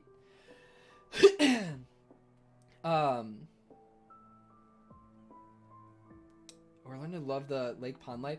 I see. I don't think I'd like fishing myself. But, yeah. I don't know, I just wanna try. I just need to eat more fish. But, I was saying before, to kind of like, I've started teaching myself Japanese, and I gave myself the goal. So there's this thing, it's the JLPT, which is the Japanese language proficiency test, but they only hold it once a year, and like a select few like university campuses around the country. And one of them is in New York at one of the city universities, but it's only once a year in December. So I think, damn, it's like Nationals arc, but IRL, but dead ass. So I think I'm gonna try. I think I might try to take the JLPT in December. There's five different levels. I'm not sitting there trying to take like the fucking N1. N1 is like true proficiency. Should go out to pass the tuning exams. I think it'd be cool to like have a proficiency like certificate before I go to Japan. I think that would be like a cool I don't know, like I think it's just like a good goal to like keep to myself. So yeah, I don't know if I would try to do N3 at the max, but probably N4 or N3, one of the two. So we'll see. DIY Google Home. Thanks for the host. Jake, we're gonna have nightmares in katakana. I hate katakana. It's so bad. My katakana is so awful. My kanji is better than my katakana. I've been remembering my kanji so well, but I look at a word in katakana and I'm like, and I seize up. I seize when I see katakana. It's just so much less common, so it's so much harder to actually practice. You think the kanji will get you, then you see a stream. No, and apparently, like, I watched a couple, like, YouTubers that live in Japan, and they're like, yeah, like, honestly, I forget my katakana, too. Playing Japanese game and stuff helps. My idle games use a lot of... Ooh, that's smart. Do you have any that aren't gacha games? Maybe I should switch Genshin to Japanese eventually. And, like, read it in Japanese. That'd be pretty sick. I want to be able to do that. No, obviously not. I want to be able to do that. I want to be able to, like, watch anime and play games in Japanese and, like, just be like, yeah, so is this. Just, like, read it and understand it. How cool would that be? Idle games are all about the gacha game, baby. Evangeline, you gotta stop. You gotta stop. Yeah. I was showing this on the Biz Lunch stream earlier, but look how much kanji I've already so this is my kanji journal. I don't think I've actually ever shown the inside. I've shown the pink journal before, but I've never shown the inside. But this is my kanji journal. So tomorrow I'll hit 200 characters. So how I structure it is I draw the symbol in like red Sharpie, so it's bigger here. And then I write down like what it means, and then I do the stroke order. And then sometimes, depending on the symbol, right now they're not super complicated, but sometimes I'll draw like a picture to go along with it. So this one I drew an alien and a little UFO because it's for yonder. And now, obviously, you then have to sit there and like you got to look at the symbol and be like, oh, how fucking do you connect the dots? Once you do connect the dots, you're like, whoa, and it all just clicks. But like, I got all these pages. I got all these pages of kanji symbols that I've learned. Isn't that crazy? Try starting reading stuff like Yatsuba. From what I hear, it's used in a lot of legitimate courses to introduce people to elementary level reading. Oh, that's smart. Whoa, wait, why are we yelling whoa? It looks so detailed. Very nice. Thank you. And then some of them will be primitives. So I'll put a star instead of numbering them for the ones that are primitives. So this symbol right here, I don't want to like zoom in too much. I don't want you to actually be able to see what I'm writing. This symbol here is for like a hood, or it can also mean like a glass dome. So this symbol for yonder is that glass dome with a drop and a mouth inside. So, because it's like yonder, think like, oh, over yonder. And then something with like a glass dome. So an alien and like a UFO off in the distance by the horizon. You can't really see it because it's over yonder. And it looks funky because it's got a big ass mouth. Because it's a fucking alien, you know? So then once you make that like visual connection to the symbol, you're like, whoa. It's okay, Jacob. Your handwriting is... Listen. Alright, you know what? Yeah, listen. I write it and I'm like, yeah, that's not bad. And then I look over it again and I'm like, yeah, this is fucking chicken scratch. MLG Gamer 1890. Thanks for the follow. Welcome to the stream. Thank you. I is very proud, even though you didn't know me and I don't know much about Japanese, but it's awesome. Thank you. I'm in Battle Arena. I'm so happy for you. I wish I'd committed to learning a few years ago. I've got a sizable collection of Japanese manga I'd love to be able to enjoy in its entirety. I need to buy some. If you have any recommendations on where to buy it, Alan, let me know. I mean, it has characters. You got that going for you. Thanks. And then I have my kanji notebook. So obviously I practice. You got to practice writing them. So I have my kanji notebook, and that's just pages, man. Just fucking pages. I'm not that far into it yet, but it just goes. So I've actually started dating them so I can see when I write them, to kind of see like how, like, so I can kind of like track my progress of like visually, like, okay, it's like, are they getting better? Which they are. I have a problem drawing wide boxes. Some of the symbols, you got to draw the boxes really wide. And I'm really bad at that for some reason. But normal square boxes, I'm a lot better at. So this page I did today. So, which there's wide boxes, which is why some of them look like horse shit. But kanji notebook. This motivates me to do more than the bare minimum now. Yeah, I spend probably about an hour and a half,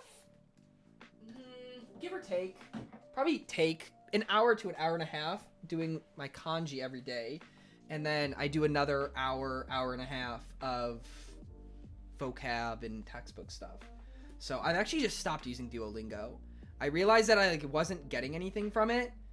And so I was just like, I just like gave up on it. It like, I got to the point where I was getting more useful information and giving my time to the to go doing the textbook stuff. So Amazon Japan, cheap AF, and the price of import shipping for bulk lot of 10 to 30 volumes is honestly not much compared to what it would be to buy them in English. 16 volumes of B&H for $100. Damn. Oh shit. Also, Second and Charles for odds and ends stuff. Yeah, once I go home, I'll probably look at some. I probably wouldn't be able to read any yet, but in the future. Oh, I should also note, the kanji that I'm learning, I don't know how to say them. I have no idea how to read them for a vast majority of the kanji. Some of them I know how to say now, or at least I know like one of the readings. But most of them I'm just learning. It's easier to commit them to memory. Sometimes, like, if you've ever like been in a class, like, you know how like information overload, or if you have like too much information going into your brain at once, you just don't remember any of it, right? So instead of learning the kanji, what it means, how to say it, how to use it, how to write it, instead of doing all of that, you focus on one of just the symbol and like a keyword for it. So a single word that best roughly connotates with that symbol. And then once you can commit that to memory, it's then way easier to then assign sounds to the picture. Because basically, like, in my head, like, when I think of a word now that I know, like, when I think of fish, it's, like, already started where, like, instead of picturing a fish, I picture the kanji. So, like, the mental image of these words is already, like, becoming the symbols. So, and as, like, in that, they say that it's really, the hardest part about learning Japanese is learning the kanji and how to write them. And so, as, like, a Westerner, like, an English speaker, going to a language like Japanese that's so drastically different, nothing looks the same. Nothing ever. Like, they have 2 alphabets, they have 2200 like essential symbols. That's so overwhelming. So by breaking it apart into pieces, you know, so obviously learning the 2200 essential kanji is like a huge hill to get over. But then once you get over that hill, you kind of can just like not roll down it, but like you get to the top of the hill and then everything gets easier from that point because you already know everything. It's like how, like, if somebody who speaks Mandarin goes to learn Japanese, they have a way easier time doing it because they already know what the kanji mean. Because the kanji are almost identical. There are some differences. There's not many though. But they also understand like how the kanji work and whatnot. So it's really interesting. Yeah. That's so smart though. Thank you. I mean, I use a textbook for it. Like, I'm almost actually done with the first book. It's crazy to hear that even fully grown Japanese adults functioning at society's highest levels at work and all don't even know all of their katakana and kanji. Like, what? Yeah. Well, because there's like 2200, and then most like adults that have like gone through like university will know well over 3000, and then but like really like smart people like professors and scientists and shit will know like 5000 plus. But there's apparently tens of thousands of kanji out there, which is wild to me because it's like you would look at it and be really hard to understand sometimes like what it means. So shit's crazy though. Shit's crazy. Like that Japanese Naruto Volume 2 I got at Second and Charles with you. Oh yeah, I didn't buy any of the... Yeah. Sorry, I'm just reading that. But highly recommend. It's not easy. Like it's been beating the shit out of my brain, but like in a very good way.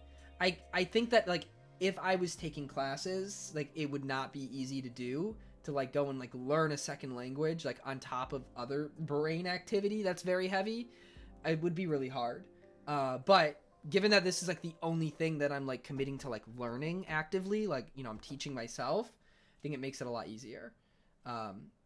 Especially time commitment wise. But, you know, my learning capacity for the day is being focused on that rather than, you know, spread out. But highly recommend even just like learning a little bit, because it's like made my brain feel like I just feel smarter.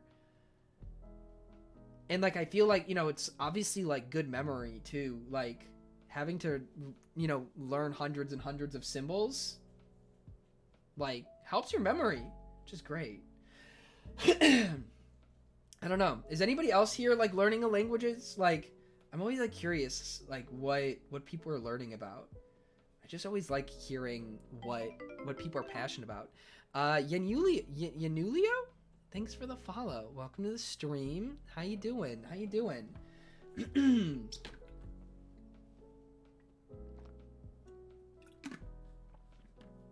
So, also, if anybody ever needs to practice Japanese, I'm learning French. Ooh, nice. I did French when I was in 8th grade.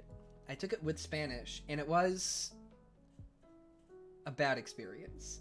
You said it right, and I'm doing good. How are you? I'm doing great. I'm doing great. Sorry, I was just talking. I'm teaching myself Japanese, so we just kind of went on a tangent about that.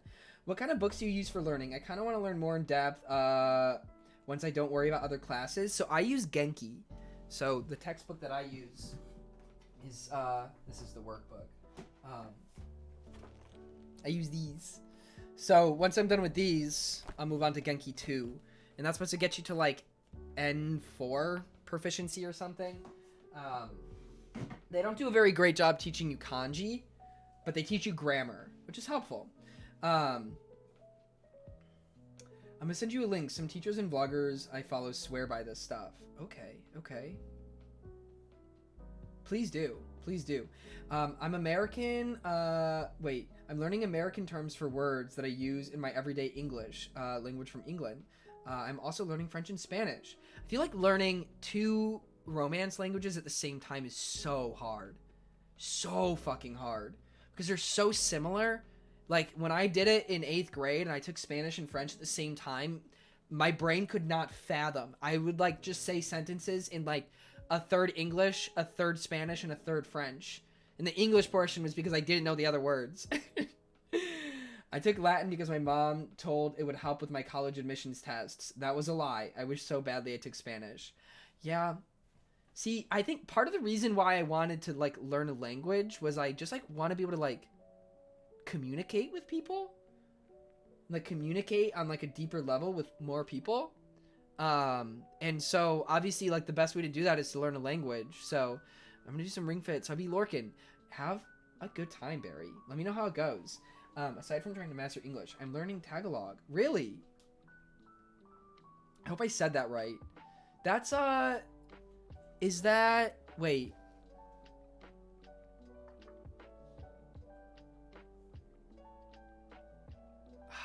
I cannot recall what region, country they speak that. That's Southeast Asia, correct? I don't remember what country exactly, if you wouldn't mind reminding me. Philippines. Okay, that's right. I knew it wasn't like, yes, okay. Thank you. That's awesome though. What made you want to like learn that? Jacob's little brain cells are working so hard. Good job. Thank you. Hope your Tuesday was chill, Jacob. Nick, my Tuesday was very good.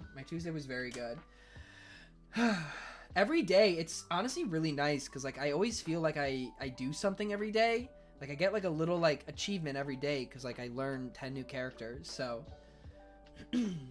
big brain. So what is the Beeg boat? Oh, the boat that was stuck in the Suez Canal. They finally freed it. Well, granted, I was also supposed to play Wind Waker again today. Maybe I need to mix up the schedule again because I feel like Tuesdays. I mean, okay, I think I always... Oh, put it back. I know the memes are too good. Can we just block it off again? Honestly, fuck capitalism. I saw something where they were like, late stage capitalism failed to predict boat getting stuck. What was I gonna say? Oh, I was just about to say something. Oh, my schedule. Wait. It was introduced to me through music at first. I tended to sway more towards Filipino singers, and I loved their language sounded in their music.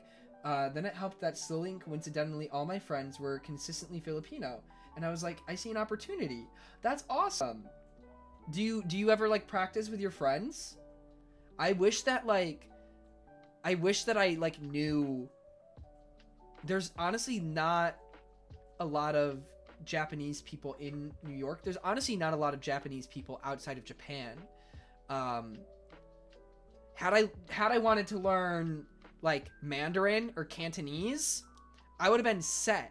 I would have been absolutely set. I know I know so many people who speak Cantonese. It would have been so easy. But sadly I don't. Tuesday always feels more like a just chatting and chill stream vibe. Yeah, I see, because like I think I'm like constantly trying to like settle into like a schedule. Wait, Eileen, do you speak Cantonese or Mandarin? It's interesting. It's all of my friends in New York that are Chinese and like speak Chinese. They all speak Cantonese, and none of them speak Mandarin, which I always think is really interesting because I know majority of speak Mandarin, or maybe not a majority. Well, yeah, it's definitely a majority. My mom and grandma know both. Really? I feel like that's hard.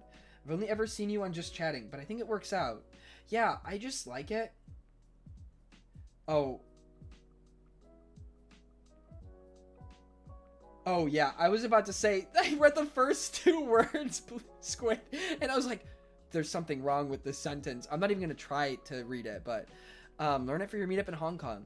I got it. Yeah, you're right. You're right. I love talking with you too, Jay.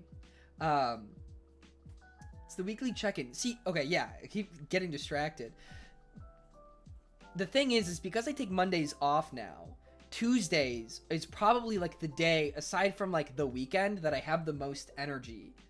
So these are the days, because like usually, like the more energy I have, the more I want to just chat, because the more I'm able to carry conversation and the less I need like a game to like help hold that up, you know? So like Tuesdays, because I just took a day off and usually had a good day, and then Tuesdays are usually pretty good too. So usually like then it just kind of turns out like I just want to chat, and I got a lot to talk about, because Sundays I don't get to chat very much because it's usually community stuff. So, you know, I'm not like talking with you guys, I'm more talking to you guys. So it's just a different type of stream. And then Mondays I take off, so then Tuesdays I'm like, I want to talk to you guys. So maybe I should start throwing, you know, instead of, I mean, the reason why I always put Zelda in on Tuesdays is just because, like, historically, Zelda Tuesday, you know, just kind of became a thing. Although, I feel like it's more of a thing for me to do Zelda Thursday makeup stream. Last Zelda game, we literally were talking about something different in chat while you were playing Wind Waker. Yeah, that's usually how it goes regardless. Your energy is very inspiring. I feel like I need to start streaming. Do it. If you feel motivated to try it, then do it. What's stopping you? If you got the resources, you got a voice. I guess you don't even need a voice to stream. There was a Cam would stream. Our friend Cam, and he would sign. So you don't even need a voice. That is his voice. But you got the computer to do it? Might as well.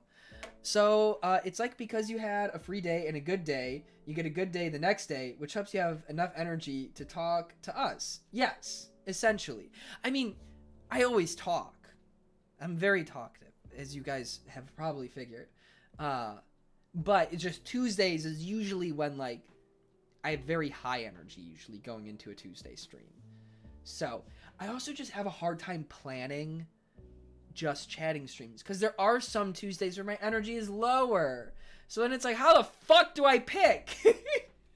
Which is why I just kind of leave a lot of like to be determined. And I know like sometimes that can be a little chaotic. But I feel like it's better for me to say, yeah, I'm going to stream on this day than to know exactly what I'm going to stream. So sometimes the consistency is nice and to plan ahead is nice. But also, the type of stream usually depends on my energy. So like today, energy's good. Energy's really good. So I just want to chill. And I just never stop talking. I do really enjoy these chats, even if you do be calling me out. Aw. Evangeline. Thank you. No, I love just chatting. This is like this and then like the community streams are my favorite things to do. That and then also like playing like weird games and having like everybody be really into it. Like I still think every time I like think of a new game to stream, I'm like, I just want another experience like you and me and her. We were so invested in it. That's like the most invested I think like stream has ever gotten in a game. Over like a series of streams. Like chat was invested in Doki Doki, but that was just one stream. But over a series, like the amount of people that turned up for 6-hour streams the whole time, insane. Opinions on Uncle Iroh. Love Uncle Iroh. One of my favorite characters. So good. He's just a sweet old man. Just wants the best for his nephew. No, Uncle Iroh is great. Fuck. I'm not a Momo. I am not. Also, did you see my April 1st suggestion on Natural Chat a little while ago? In Natural Chat? Oh, on Natural Chat? Or in Natural Chat? Or was it in suggestions? Yo, man, if you got a suggestion, you gotta put it in suggestions. Valtina, hello! How are you, Valtina? How are you? Momo is swag, though. No, it was a TikTok that I sent Eileen, and it was guessing people's sexuality based on their favorite Avatar character. And it was really funny. Yeah, send it in Natural Chat, because it's not like a legit suggestion. Then I missed it.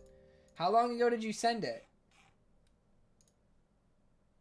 Oh god, not somebody named Shoko joining the Discord. Oh shit. Also, since we're talking about the Discord, if y'all want to join, this is exactly the kind of conversation I want to come into. Oh god, mine is Toph. Have at it. I think Toph was... Yes, I joined. Oh, are you Shoko? Are you Shoko or are you joining now? I said yeah because Shoko is the name of one of the main characters in A Silent Voice. Yes, Toph was like raging lesbian. Not just lesbian, but like raging lesbian.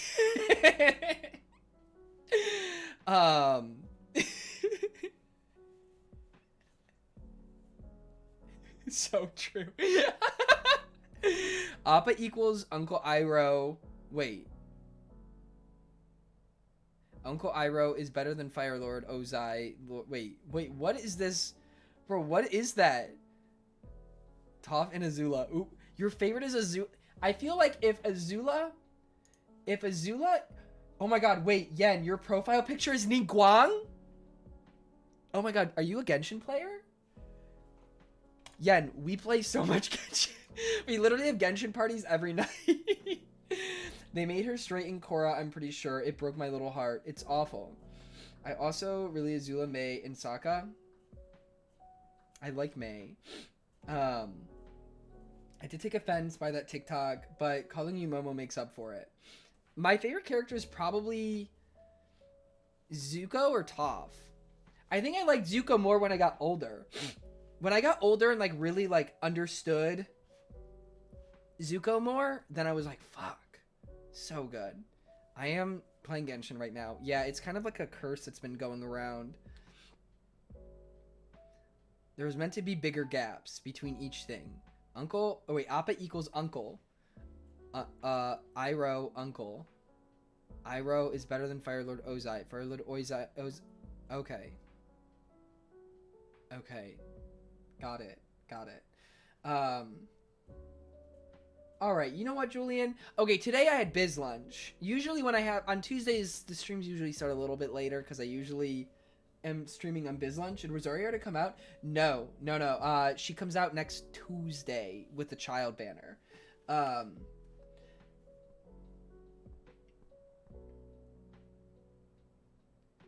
Does PEMDAS work on that one? Yeah, probably. On Icy Mountain with catching right now? Fuck. My queen. Firelord Sozin actually outlawed PEMDAS. I did my Genshin dailies from bed today. I feel like me getting it on my phone is really bad because I can play it anywhere now. But that means I could like play it on the subway. Before I like go underground, I could play it on the subway. And they wonder why Sozin has a comet named after himself. King. Oh my god. I finally got her to a point where I can use her. Nice. Nice. I want Eula. Does that mean the Fire Nation can't do math? Oh. So which one is it, Joey? Which one is it? Genshin on the subway sounds great, right? Granted, most of the subway you couldn't do it if it's underground, but oh, so we chit-chat? We are! Anusha, how are you? How are you? Good to see you. Wait, you're right, because Aang had Fire Lord Ozai in his math test nightmare. Wait, so is it outlawed? The London Underground, but New York? What the fuck is the London Underground? What? Have you ever been to New York? Have you ever been on the subway? They're underground. That's why it's called a subway. Why are you relating it to something else that's underground? But it's in the name. What? I'm doing good. I'm doing good, Anusha. I'm so glad to hear that you're doing well. Sorry, we're chit-chatting about a lot of things right now. That stretch from about the 140th to Riverdale, all above ground. Oh, is that going north? Does that go up to the Bronx? Where the fuck is that? Sorry, I've never actually have like been to the Bronx. There's something called a London Underground. North to the Bronx. Okay, okay. I thought so. I thought so. Wait, Riverdale's a real place? I think Riverdale's a road, Scotty. I think it's Riverdale Road or Riverdale Avenue in New York City. Riverdale itself is not a real place. There's plenty of subway in Brooklyn, Queens, and Bronx above ground. Yes, mine is above, like, the trains by me are above ground, but once I get towards downtown Brooklyn, they go underground. Eileen, aren't you excited to come here? Aren't you excited to move here? Oh my gosh, wait, Eileen. Oh my god, wait. If you move to New York, you can take me to Chinese restaurants and order for me and tell me what to eat, because I wouldn't know. I wouldn't know what would be good. So you can be like, yeah, you should eat this.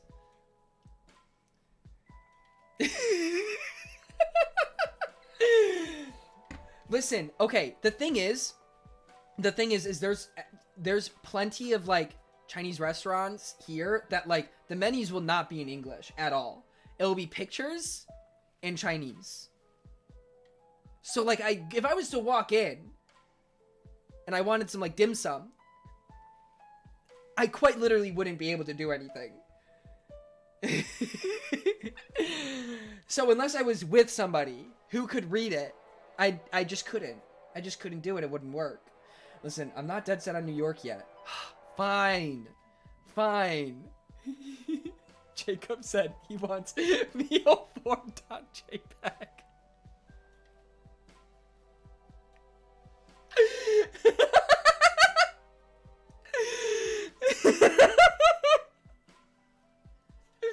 There's a lot of places where you can just order by a number. Yes. Most like even the Chinese takeout place by me, it's just numbers. It's a picture and a number, and you're like, I don't know what the fuck that is. I don't know what meat that is, but that one. What about your so-called so many friends that speak Cantonese? Okay, yeah, true. I guess I could ask Friendlord, which actually I feel like if I was to go eat at like a traditional Chinese restaurant without Friendlord, he'd probably get mad at me. He'd be like, you didn't invite me to you're appropriating my culture without me?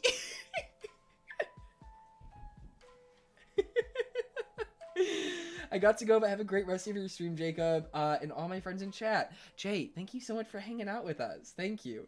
Yeah, I'll have the side dish pork 3.wap.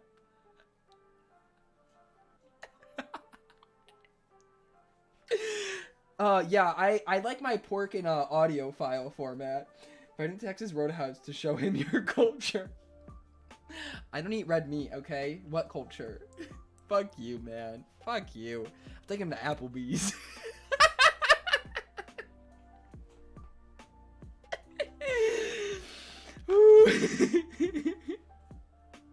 At least Wab is lossless. Oh my god. To Chili's better.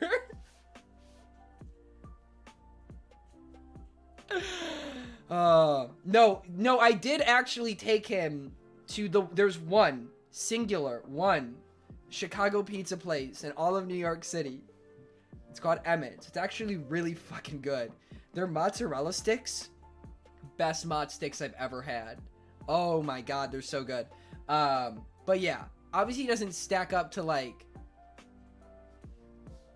you know, like the best in Chicago, but like it's still really good. So take him to the Quaker Oats factory. Yo, where can I want to see a oat field. In terms of like farm fields that I've seen peach farms, I've seen orange farms, pecan farms, corn, soy, and wheat. I've never seen another farm. I have never seen another farm in my life. Where the fuck do they grow plants? Where do they grow oats? Where does my oatmeal come from? Because I don't see it, man. Where the fuck do they grow these plants? Where the fuck are those berry fields? I want to swim in one of those. Yeah, cranberry. Like, where the fuck are the cranberries at? This is a commercial writing itself. It's gonna be a fucking one of those like country tours, and you like go city to city, but instead of city to city, it's all right. Today we're going to an almond farm. Tomorrow, be ready. We're gonna look at wheat. That's what it's gonna be. I want to go to a raspberry farm and like a tulip farm. You know, where are they? I've never even seen rice. Where the fuck do they grow rice? Apparently they grow rice in Texas. You ever seen a rice field in Texas? Where the fuck do they grow rice in Texas? I'm yelling. Yes, they grow rice in Texas. It's not cap. No, it's not cap. Because if you look and your rice is from Texas, you're supposed to like wash it a special way because it has fucking arsenic.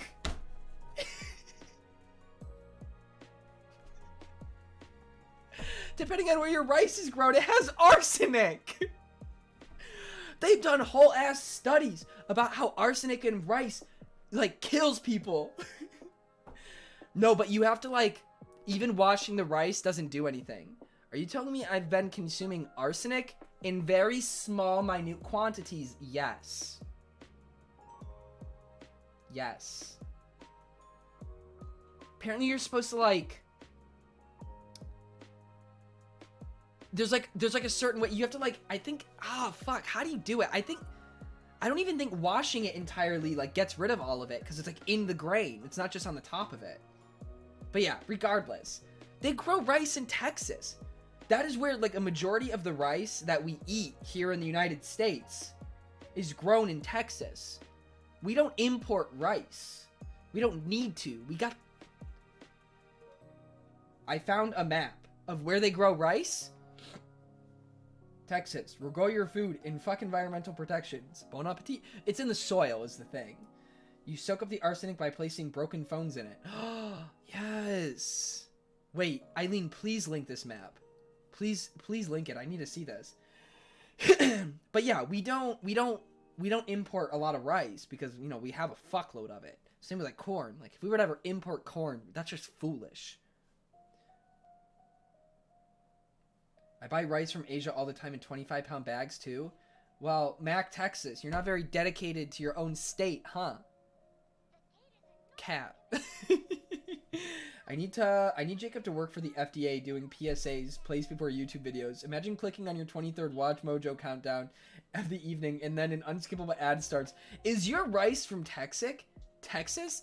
How many times have I mispronounced Texas? It has arsenic. Honestly, where are oats actually grown? Okay, we're gonna Google this. Where are oats grown? All right, baby, here we go. Oats are primarily grown in cool temperature climates, with 67% of the world production occurring in the Northern Hemisphere. The Russian Federation, Canada, United States of America, Finland, and Poland were ranked as the top 5 countries for world oat production. Let's see this shit. Let's see this. Do we got a map? What the fuck am I? What the fuck? Hang on. We need to analyze this. What is this food pyramid? Is that a? What is that? What is this fucking food pyramid?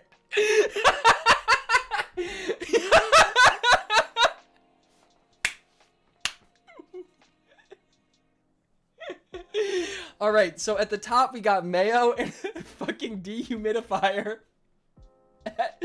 At the second tier we got soap and shampoo. On tier 3 we got let's see, some latex gloves and is that sandpaper, maybe? Sandpaper. And then on the 4th tier we have cereal. And then on the 5th tier, on the bottom, what needs to construct most of your diet is whole animals.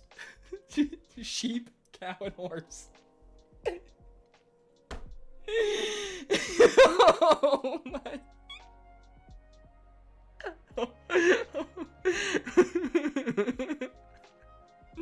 Finally, a food pyramid I can get behind. It's about time. It is about time. I'm sending this to the FDA, and I'm gonna get this put up in every school in the country. Everyone, all of them.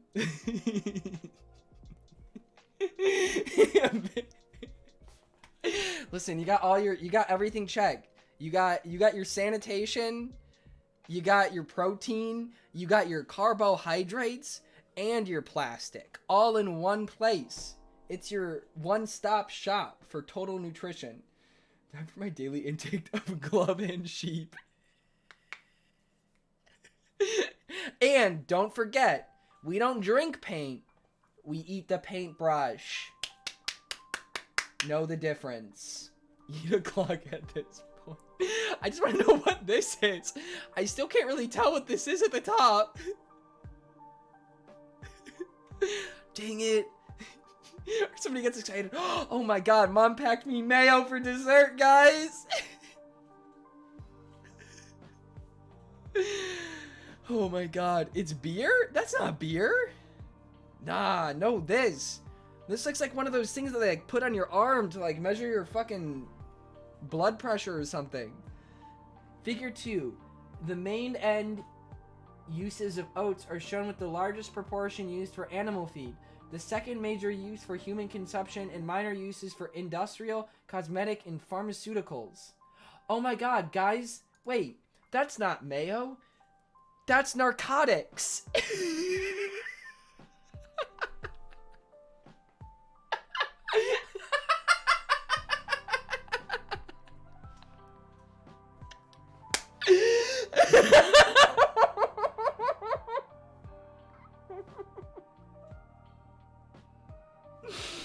Oh my god.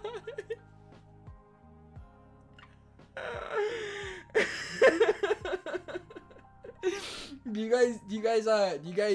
guys take your antidepressants with a spoon straight out of the bottle? Oh my god. Imagine somebody like, oh fuck it. I gotta take my meds. Like, pop open a bottle and just... Ooh. Oh my god. Blood pressure cup and some Xanax. Breakfast of champions. Ooh. Vary from cosmetic to the production of cardboard products to the manufacture of furfural. What is furfural? What is furfural? It sounds like fur for all, which is definitely not what it is. Furfural is an organic compound. It is a colorless liquid. Although commercial samples are often brown, it has an aldehyde group attached to the 2 position of furan. What is a furan? Yo, anybody here taking OChem? Yo, anybody here? Hey, chat. Hey, chat. Anybody here taking OChem? What the fuck is a furol? This is past my knowledge. This is a little too smart for me. I don't even know what an aldehyde is. Yo, any fucking nerds in the chat? You got any STEM kids?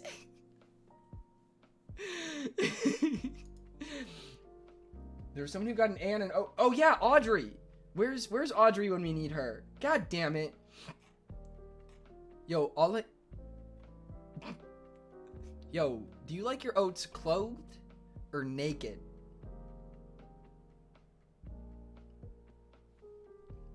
I like that naked oats is a hyperlink. What do you think it is? Holeless oat development, applications, and opportunities.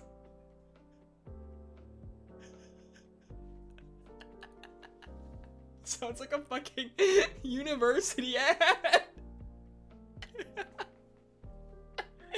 Free oats. Yo, these oats going places. Can you open the rice map? Where did you send it?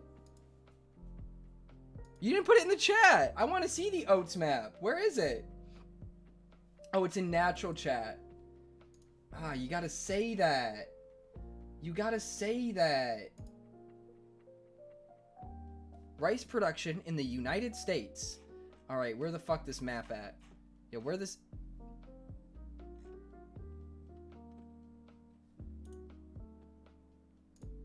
Alright, this is the rice map, everybody.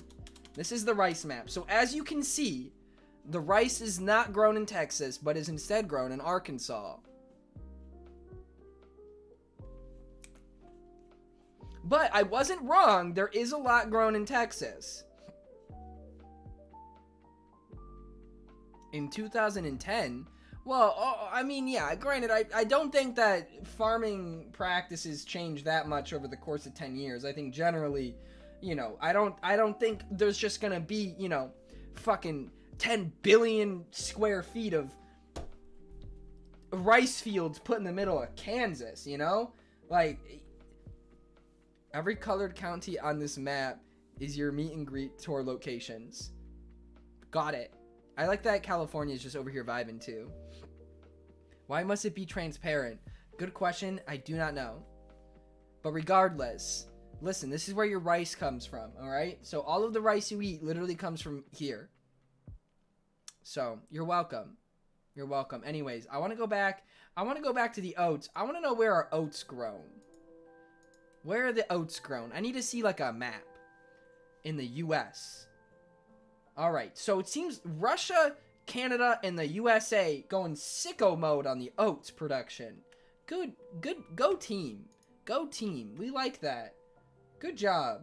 Is this a map of Ohio? Map depicting acreage in Ohio devoted to oats in 1923. Why? Why? Why? Why? Why? Literally all I can say is why? Why? Why? Why? Why would they put a map? Especially because in this category, it says production. All right, production. Oats production in 2019 in millions of tons. Ah, so you want to see a tier list of what countries make the most oats. Oh, well, you wanted to see that? Too bad. You get a map of Ohio from 1923 of how much oats they have. And does it make sense? No, because it's literally just dots and there's no key.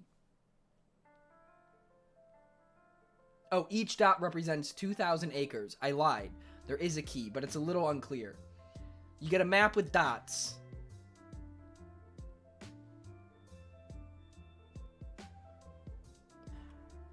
I mean, listen, I'm all for historical maps. All right, I'm all for historical maps.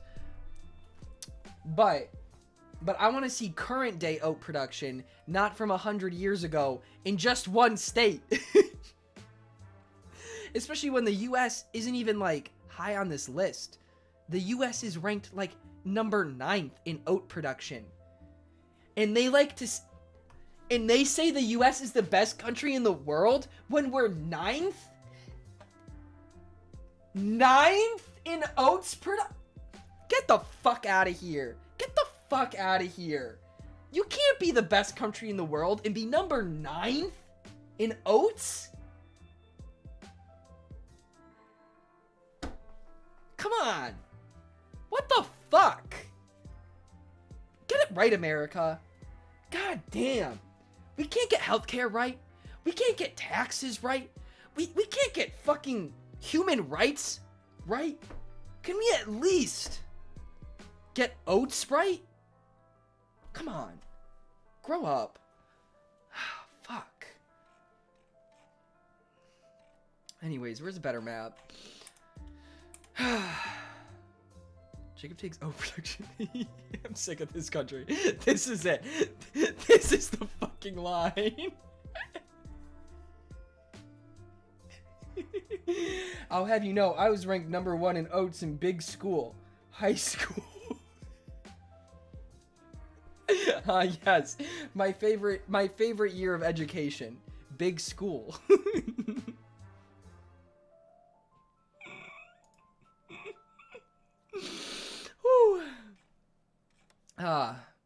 Oh, what? Oh, guys, I found it. I found the site. Oh, I found it. This is what we need, guys. This is a site that lists four different cereal crops and where they're grown, baby. We got oats, we got barley, we got soy, and we got corn. 4 cereal crops for the price of 1. All right, so here's a map of corn production. One could assume, yes, the Midwest, the breadbasket. Look at that. All right, so this is, I don't really care about this. Soybeans, similar situation, but the Mississippi River going fucking crazy down. Look at that shit. Look at the Mississippi River down there. You go, girl, you go. All right, here we got barley production. Montana, Idaho, and North Dakota. Guess they're good for barley. I was none the wiser. And here we got oat production. So as you can see, Ohio sucks. But the North Midwest, maybe they are good for something. You know, maybe I've been sleeping on Minnesota. Maybe I should give them a second chance because they got oats. Now, as we can all see, Ohio sucks. Okay, I don't know what county this is. I don't know what county this is in New York right here. But I want to go there. Hang on. We got to look something up. County map, New York. All right. What county is that? Let's see. What county are we looking at? No. Okay. That would be... No, not that one. This one. Okay, so it's 4 counties over. That is Steuben. All right, guys. We're having a meetup in Steuben County. Tell all your friends. Be there this summer. Summer 2021. What's the whole fucking... There's that meme that's going around about white boy summer. White boy summer meetup in Steuben, New York.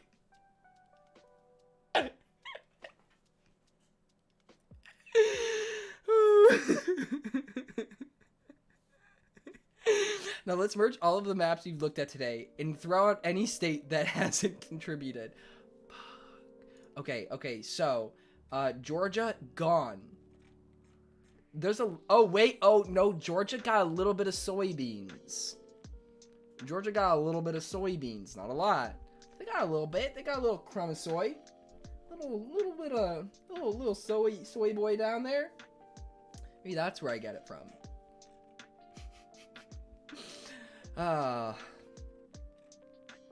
Man, that's a lot of corn. I don't know how big a bushel is, but I know a billion is a big number.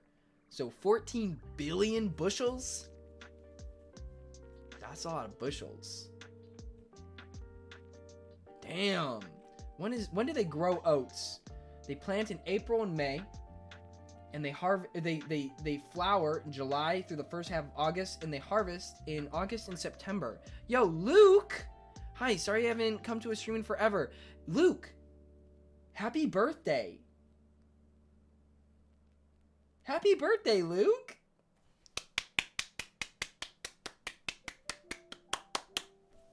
I'm so old. Congratulations. Congratulations.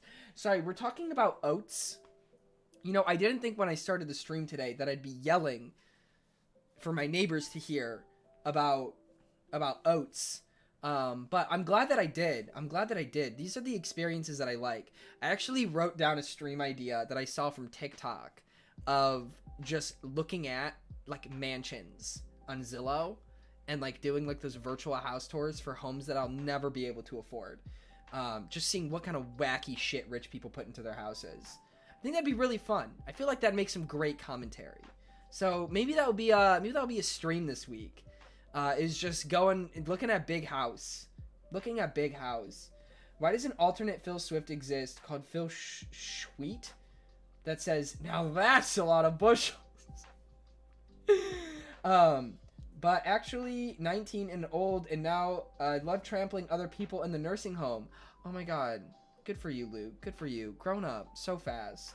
So fast. I mean, how else is one supposed to feel when they find out their nation's oat production is subpar? Your outrage is justified. Righteous anger over such pathetic oat statistics. Right? Thank you for understanding me. Thank you. I will say, you know what? Actually, I'm going to save this image of this food pyramid. Just so that I just need it. I just need it.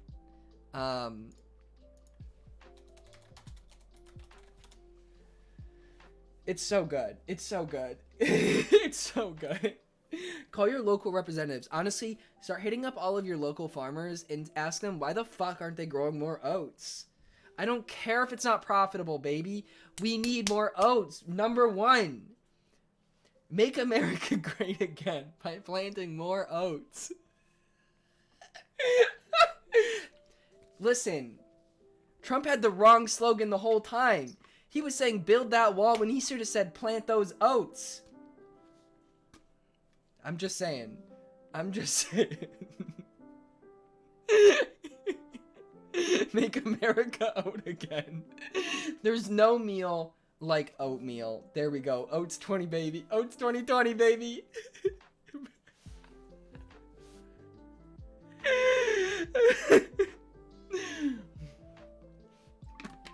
Where did oats come from? Hang on, we gotta do another Google search. Where do oats come from? Of the Avena sativa plant, which is a type of grass grown specifically for the cereal grain seed. Fields of oat look much the same as fields of wheat or even barley. When the plant is mature and ready to harvest, the seeds are collected, protected by an outer hull. That doesn't help, man. Where do they originate from? I want to know where oats come from.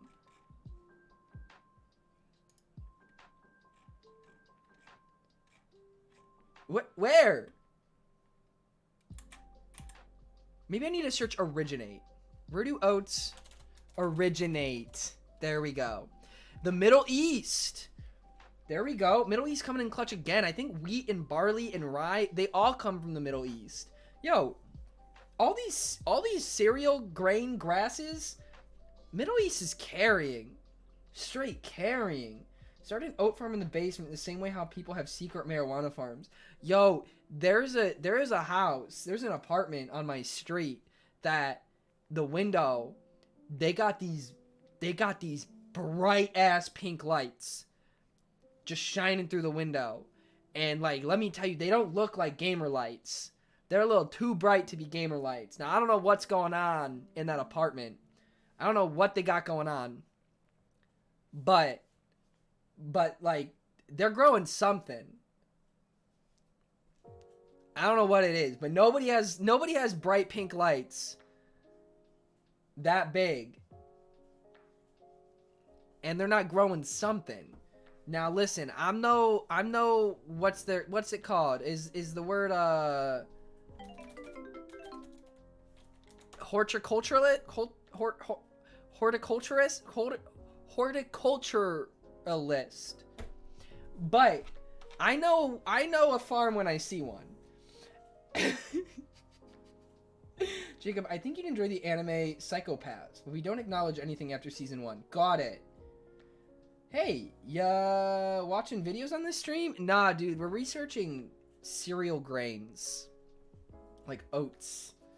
Okay, I might go make some oats. Yo, you already know I'm making oats after stream. You already know. You already know. Anyways, all this oat talk, right?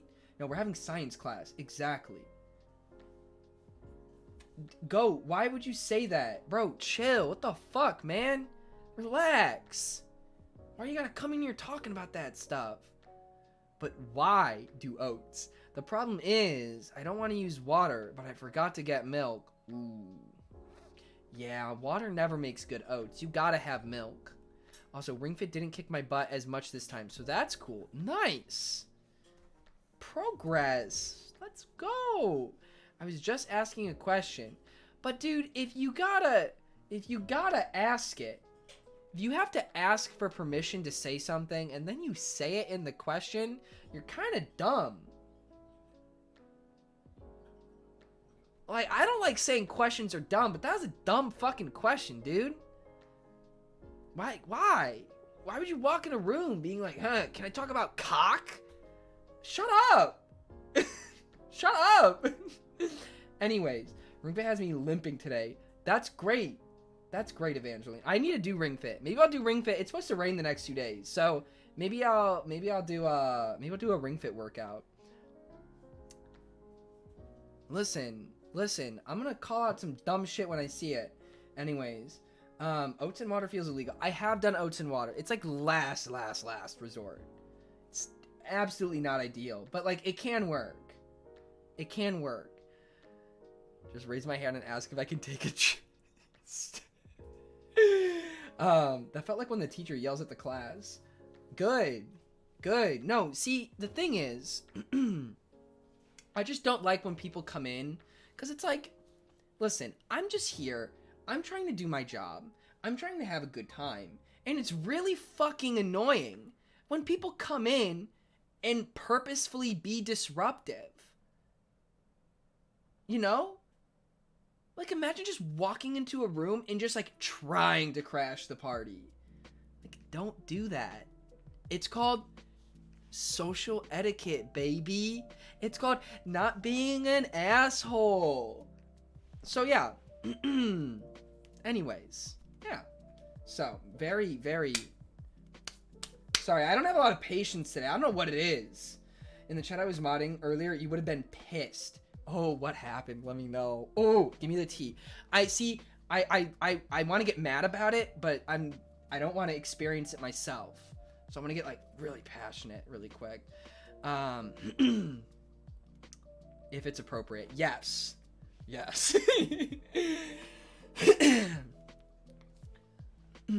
People don't listen to mods sometimes. Oh, that's so annoying. I hate when like a mod will delete a comment and then the person asks, why was that deleted? Like, dude, it was deleted. Toto! Oh my god! Let's go! Toto! Thank you. Toto gifted subs to Valtina, Scalma, Ryan Guy, Dana, and what was that? Ilsa Nova? Oh, Ilsa Noah. Thank you. Toto! Motherfucker. Thanks, man. Thanks, Toto. Aw, thanks. You can make me and Evie blush. Much appreciated, though. Thank you, Toto. Good guy, Toto. Great guy, Toto. Great guy.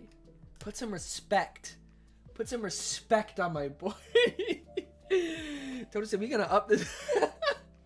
No, I just think patience is low today. Sometimes my patience works in 2 ways. There's 2 things that will make my patience just go to 0. If I'm in a really good mood, my patience is bare minimum. Because the second somebody tries to step in and mess up my mood, nah, man, I'm not about it. I will call your ass out. Fuck, no. I'm having a good mood. I don't want you to soil that. That's what really matters. Thank you, Barry. DeLuke having great guy Toto. There we go. That's the name. That's the respect. That's the respect Toto deserves. The other time that I'm not patient is when I'm mad or upset or like annoyed. That's when I'm more volatile. But you know, it works both ways. But as I go to the middle of it, that's where my patience is. It's in the middle. Jar!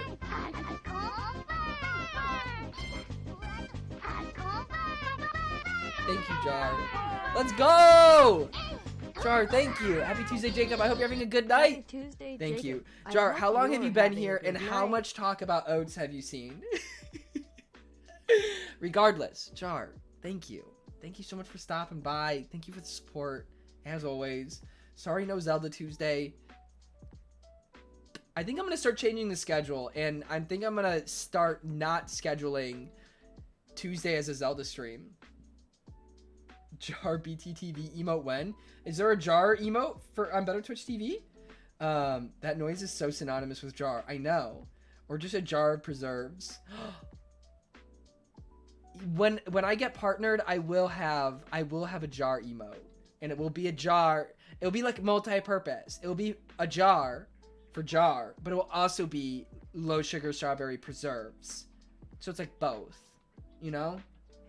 We love a multitasker. That's what we look for. And multi-purpose emote for sure. It's like flushed. You need flushed for everything. My very own emote, I would swoon. As if you already don't. Not to call you out, but we need to crowdfund a living in VR for 24 hours stream or something. Really test this boy. I mean, I'd try it. I feel like that would be so bad for your eyes. I think that would be my concern. I feel like I would like take off the VR headset after 24 hours and I would need glasses. The emote I was working on did not turn out, so I may have to get someone else to do it. Oh no. That's okay though. I would love to see it if you don't mind sharing. I'd still like to see it. Have you not seen the video of the dude who was in VR for a week? Oh my god. He lived? Yeah, I mean, yeah, one would live, but how's his eyesight? Listen. I'm not trying to ruin my eyeballs. Do a glasses store try on IRL stream. Everything is content. Oh my god. You take off the headset, but your surroundings just don't change. Oh, I went out to dinner with friends, but still wanted to say, hey, really quick, Grace. How are you, Grace? I hope dinner was well. What did you eat? I got a hunch yesterday to go to a ramen shop, and I wanted to go so bad. I just wanted to sit down and have a bowl of ramen and like read the Japanese on the menu and like think that I'm cool or whatever. But no. Fucking COVID, man. Fucking COVID. I've never been to a proper ramen shop. Yo, Toto! You come to New York. There's a lot of ramen. There's a lot of good ramen in New York. It's funny because I feel like ramen is like one of those like stores where like everybody loves ramen. But like a good ramen shop is really rare. Maybe just like, I don't know. Cause like you'll see like Japanese restaurants like pretty frequently in like any decently sized town, I feel like. Just imagine Jacob glancing through the glasses I wear every day and fainting because the prescription is so high. I probably would. It'd probably hurt my eyeballs. I will say, I don't do it now. I used to be the person that would like put on somebody's glasses and be like, wow, you can't see for shit. It's like, no shit. That's why I wear glasses. Julio Milk. Oh my god, hello. How are you? Thank you for the host. I've only had proper ramen twice, and both times are on my trip to LA. Once we come to New York, ramen is so fun to get. What I love about like ramen too, like, I don't know, just like, I like the food culture in Japan a lot. Like, you just slurp it up, man. And they like encourage you, like, obviously like not to be like messy and like overbearing, but like, you know, my mom would always yell at me about slurping my spaghetti. And I'm like, Mom, I can't help it. Jar? Oh my God. Jar, thank you. Thank you so much. Oh my God. Thank you for the gifted sub to Julio Milk. Enjoy your emotes, Julio. Oh my God. Were you also the guy to ask them how many fingers? Yes. Yeah.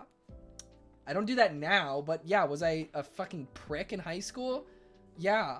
Was I insensitive about a lot of things that I just was ignorant to? Like someone's glasses? Yes. I'm not happy about it. I don't do it now. Did I do it then? Yes.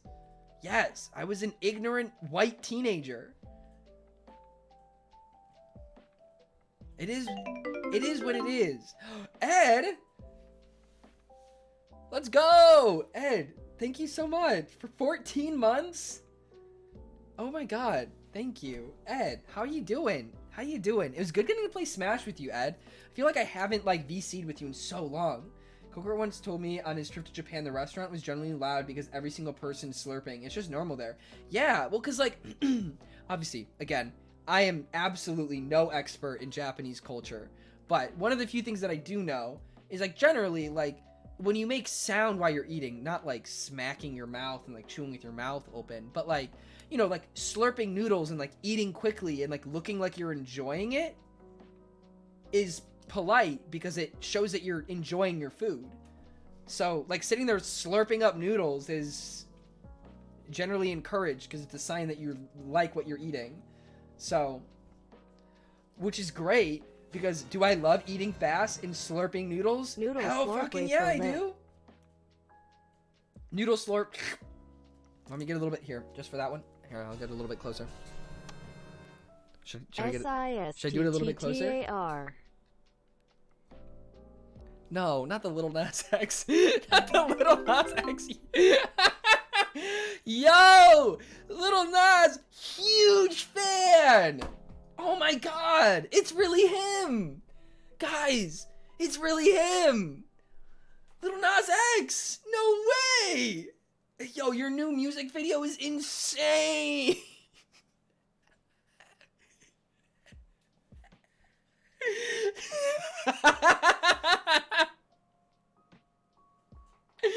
Anyways, Barry, thank you for the 100 beds. Joey, thank you for the 100 beds. Oddtemp, thank you for the gifted sub. Thank you. Thank you. Hello, Jacob. How are you on this fine Tuesday? I'm doing great. How are you? How are you, Freckles? Moot, hi. Moot, hi. I've been meaning to DM you. I will DM you after stream. Stream, call me by your name. Yes. Dude, the people reacting to that is so funny. I saw a Fox News clip of it. Absolutely hilarious. These people are so stupid. They're so...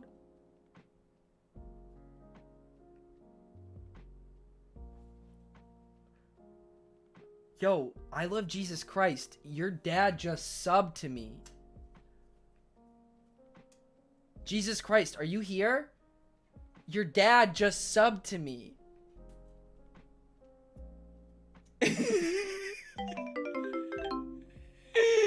Alan, thank you for the gifted sub to Squid. $5 jokes are the best types of jokes. Oh my God, guys, I can't believe God. Who got the... How did somebody get the name God? Anyways, thank you. Alan, thank you for the gifted sub. Toto, thank you for the gifted sub. Thank you very much. Thank you. Twitch user God, come home. Please. Please. Please. I wish I Love Jesus Christ. Is I Love Jesus Christ here? I never know. I Love Jesus Christ is professional lurker. We gotta clean it up. God is in the house. Let's see. I Love Jesus Christ is currently not present. Remember? Do you guys remember when I did a roll call one time and I just went down the viewer list to see?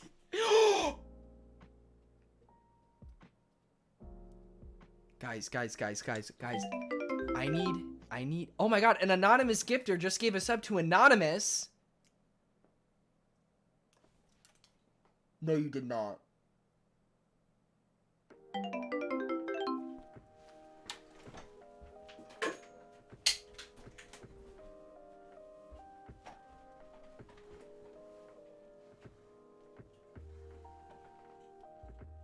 Thanks for the sub, Miyuki. How you doing?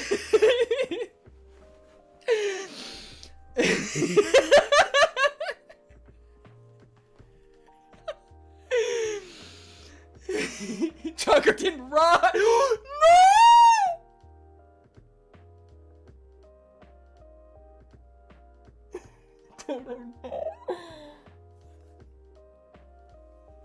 Why would you say that? Why would you say that? Listen, he may knock over my shit, but Miyuki, stay away. Anyways, what I wanted to say was I wanted people to look at who's watching this stream because there's user 69 feet is watching.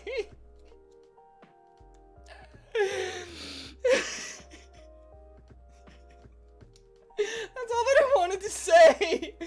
And now I'm worried about Chalky getting beaten to death by an anime girl. Why would you do that? Why would you say that? Wow. I'm okay. I'm okay. Good thing I never put Evie down anymore. Can you take roll again? I mean, sure. All right, should we go down the roll? We're gonna roll call before I end the stream. How does that sound, everybody? How does that sound? All right, so just say something in the chat once I call your name out, and we'll see who's present and who's not. Anyways, again, I just want to say thank you for the gifted subs, everybody. Thank you for the bits. Thank you for the hype train. Valtina! Oh my god! Oh my god. Not what I was thinking, but I guess it's my own fault. I guess I didn't put limitations on what you can and can't say. Present and good night. Good night, Jar. Thank you for stopping by, Jar. I hope you enjoyed yourself. You know, yeah, I can honestly say two things that I didn't expect to talk about this stream. America's subpar oat production and Valtina saying cock in my chat in all caps.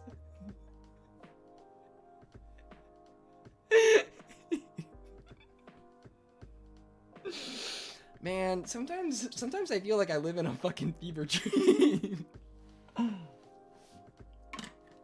Cicadas, oats, God, and you guessed it, cock. All right, so roll call time. All right, say something in the chat if you hear. All right, JacobsOcarina _ are you here?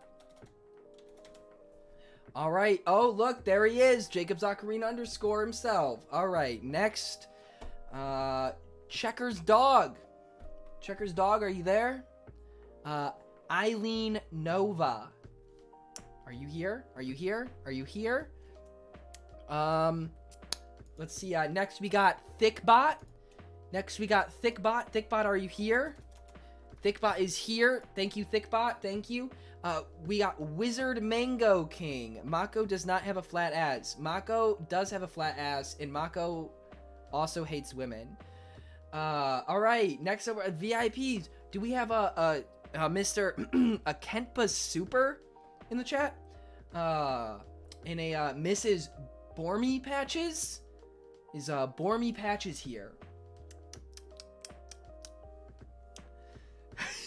Oh my god, stop. Poo poo pee pee. All right, next, Jar. Oh, Jar already checked in. Do we have a LDTV1, or formerly known as LDTVYT? Maybe a number after that. I don't remember. Stan Udis. All right. Do we have Trayshawn Stevens? Trayshawn Stevens, are you present? All right. Next we got 69 feet. 69 feet. Are you here? Are you here? Hello? All right. Good to see it. Good to see it. Chris Lack. We haven't called your name yet, but it's good to see you. Guys, thank you for the hype train, by the way. Thank you. All right. Eri Chan Plays. Are you present? Are you present? Anthony Jasterzab. Anthony Jasterzab. Are you here? Are you here? a 10, a 10, Atten, Bayvangeline, are you present? Blue M Squid, bark, bark. Evangeline, if you don't stop barking in my chat, I'm gonna start meowing, okay? And I know you don't want that. I know you've been in enough VCs with Garrett to know that you don't want that, all right? So you bark one more time, and I'm only gonna meow the rest of the stream. Oh, but I do want that, you fool.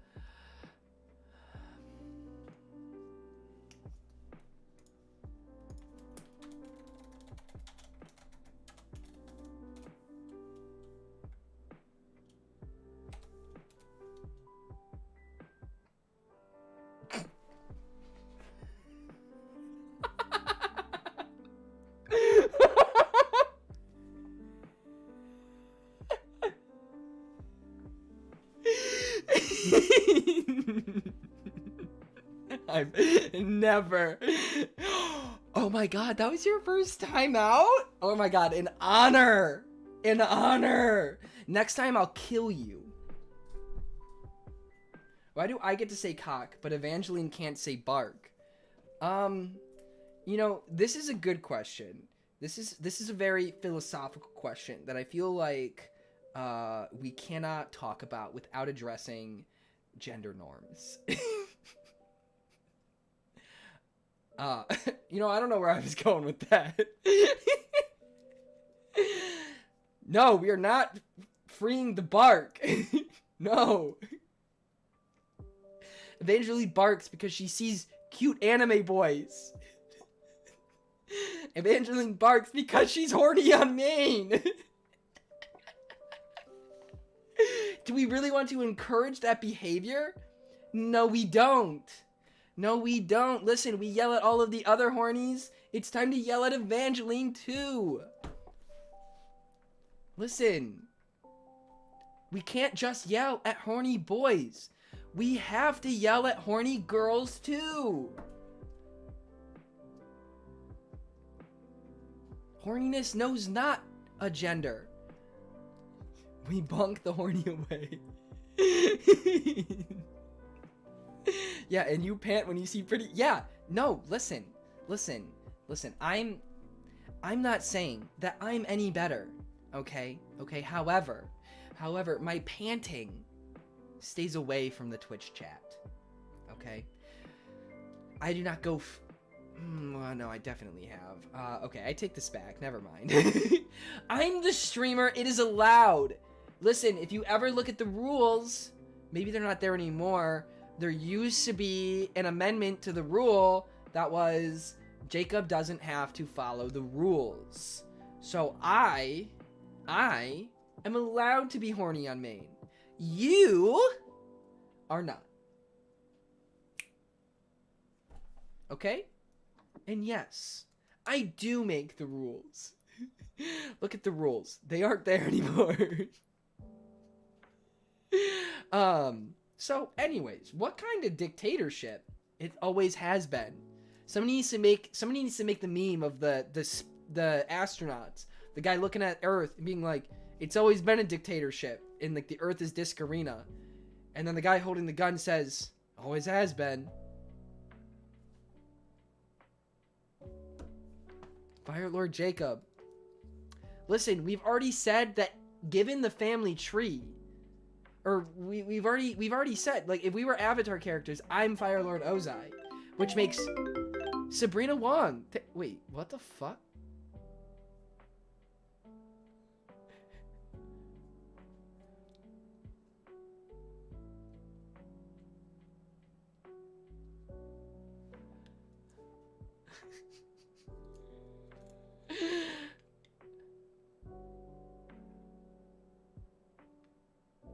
The real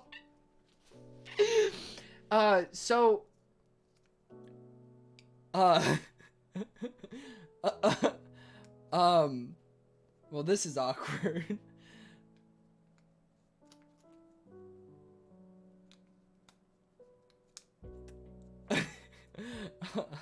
Uh-oh. Caught in so many pixels. Oh my god. Okay, so fun fact. I actually own the Twitch account, JacobsOcarina. I made a Twitch account a long time ago that was JacobsOcarina. And I forgot that I had said Twitch account. And so when I went to make my new Twitch account and I wanted the account name JacobsOcarina and saw that it was already taken, I didn't know that it was me until I later found the login information, to which I never deleted the account because I didn't want the name to go back into the pool, because I was like, okay, if I ever get verified on Twitch, I can reach out to Twitch and be like, hey, I have this second account. Can I take this name? So basically, the reason why I'm not JacobsOcarina on Twitch is because I'm a fucking moron.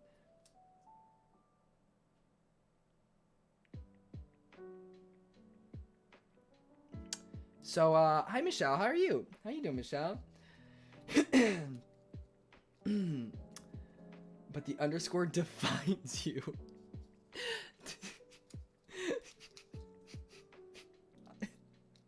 The underscore are my constraints. I am bound by the underscore. So yeah, I actually own both accounts. So that is why you were able to gift a sub to JacobsOcarina. So one day, hopefully, pray to fucking God, I'll get partnered and I will be able to be like, hey, give me this fucking account name. So yeah.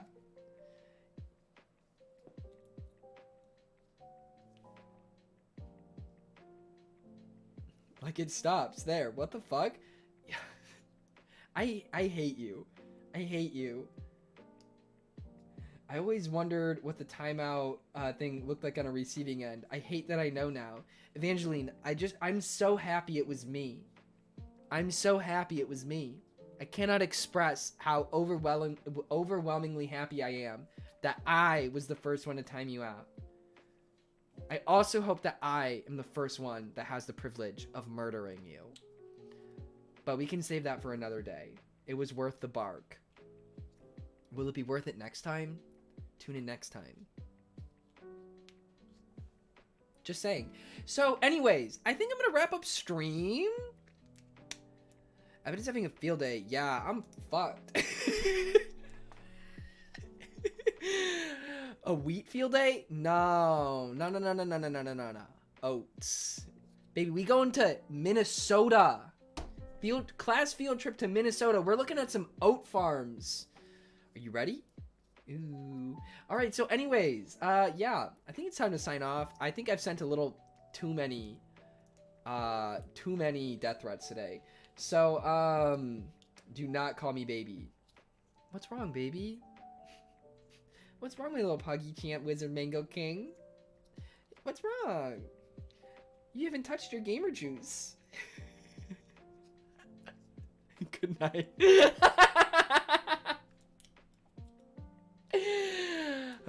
Please stop. I will never stop. Honestly, Mango makes it so easy. If we're going to Minnesota, I have My Pillow to return. Just got the receipt. What is a My Pillow? What is a My Pillow? I don't know what that is. I come in, I was busy with work. I'm sorry, Eduardo. I'm sorry. Listen, I always end around 10. You know this. It's a pillow made by this guy. Oh, yeah, got it. I may be living in Minnesota soon, I'll be honest. Alright, Sokajin, can you please send pictures of oat fields when you do? It's a pillow you buy off the TV. Got it. Well, multi-purpose trip. You can return your pillow, and we can look at oat fields. And apparently, we'll be able to visit Sokajin as well. So, that works out great. We'll crash at Sokajin's place. Saturday, we'll return your pillow. Or how about Friday night, we return the pillow. Saturday, we check out the oat farms, and we fly home on Sunday. Sounds like a pretty solid plan to me. So on that note, Gonna close on, future plans there. It's a pretty good way to end the stream. If you guys want to say goodnight in the chat, now it's time to do so. Hope you enjoyed the stream. Good times. Good times. Wait, my mom has to send the permission slip first. Nah, you're good. This is an unsanctioned school event, so like it's off the books. Don't worry about it. Anyways, good night, Lawrence, Trayshawn Stevens, Tootsie, Alan, Lawrence, Eduardo, Joey, Magden, Valtina, Evangeline, Chris, Capajulian, True TC, Toto, Oddtemp, Sokojin, Eric. Thank you all so much for watching the stream. Thank you. Thank you. So, I will be streaming again tomorrow. Not sure what exactly yet. One of these days, I think April 1st or April 2nd, I'm going to do... Actually, April 1st, I think I'm going to do my Venti polls. In Genshin. In Gunshine. So, but, so we'll do something tomorrow. We'll figure that out. Maybe Zelda tomorrow. We shall see what we do. But, anyways, yeah. Thanks for watching, everybody. I hope you all enjoyed yourselves. Love you very much. And, yeah. So, you all know the drill. Stay safe. Wait, good idea. We're all fools for playing that game. So, April 1st is perfect. I was hoping that it was going to be, like, opposite luck. Because it's, like, April Fools. Like, maybe it will work in my favor. I don't know. Some weird voodoo shit. Who knows? Anyways. Alright, you guys know the drill. Stay safe. Stay healthy. I love you all very much. Don't forget to wear your fucking masks. And I'll see you guys tomorrow. Toodles.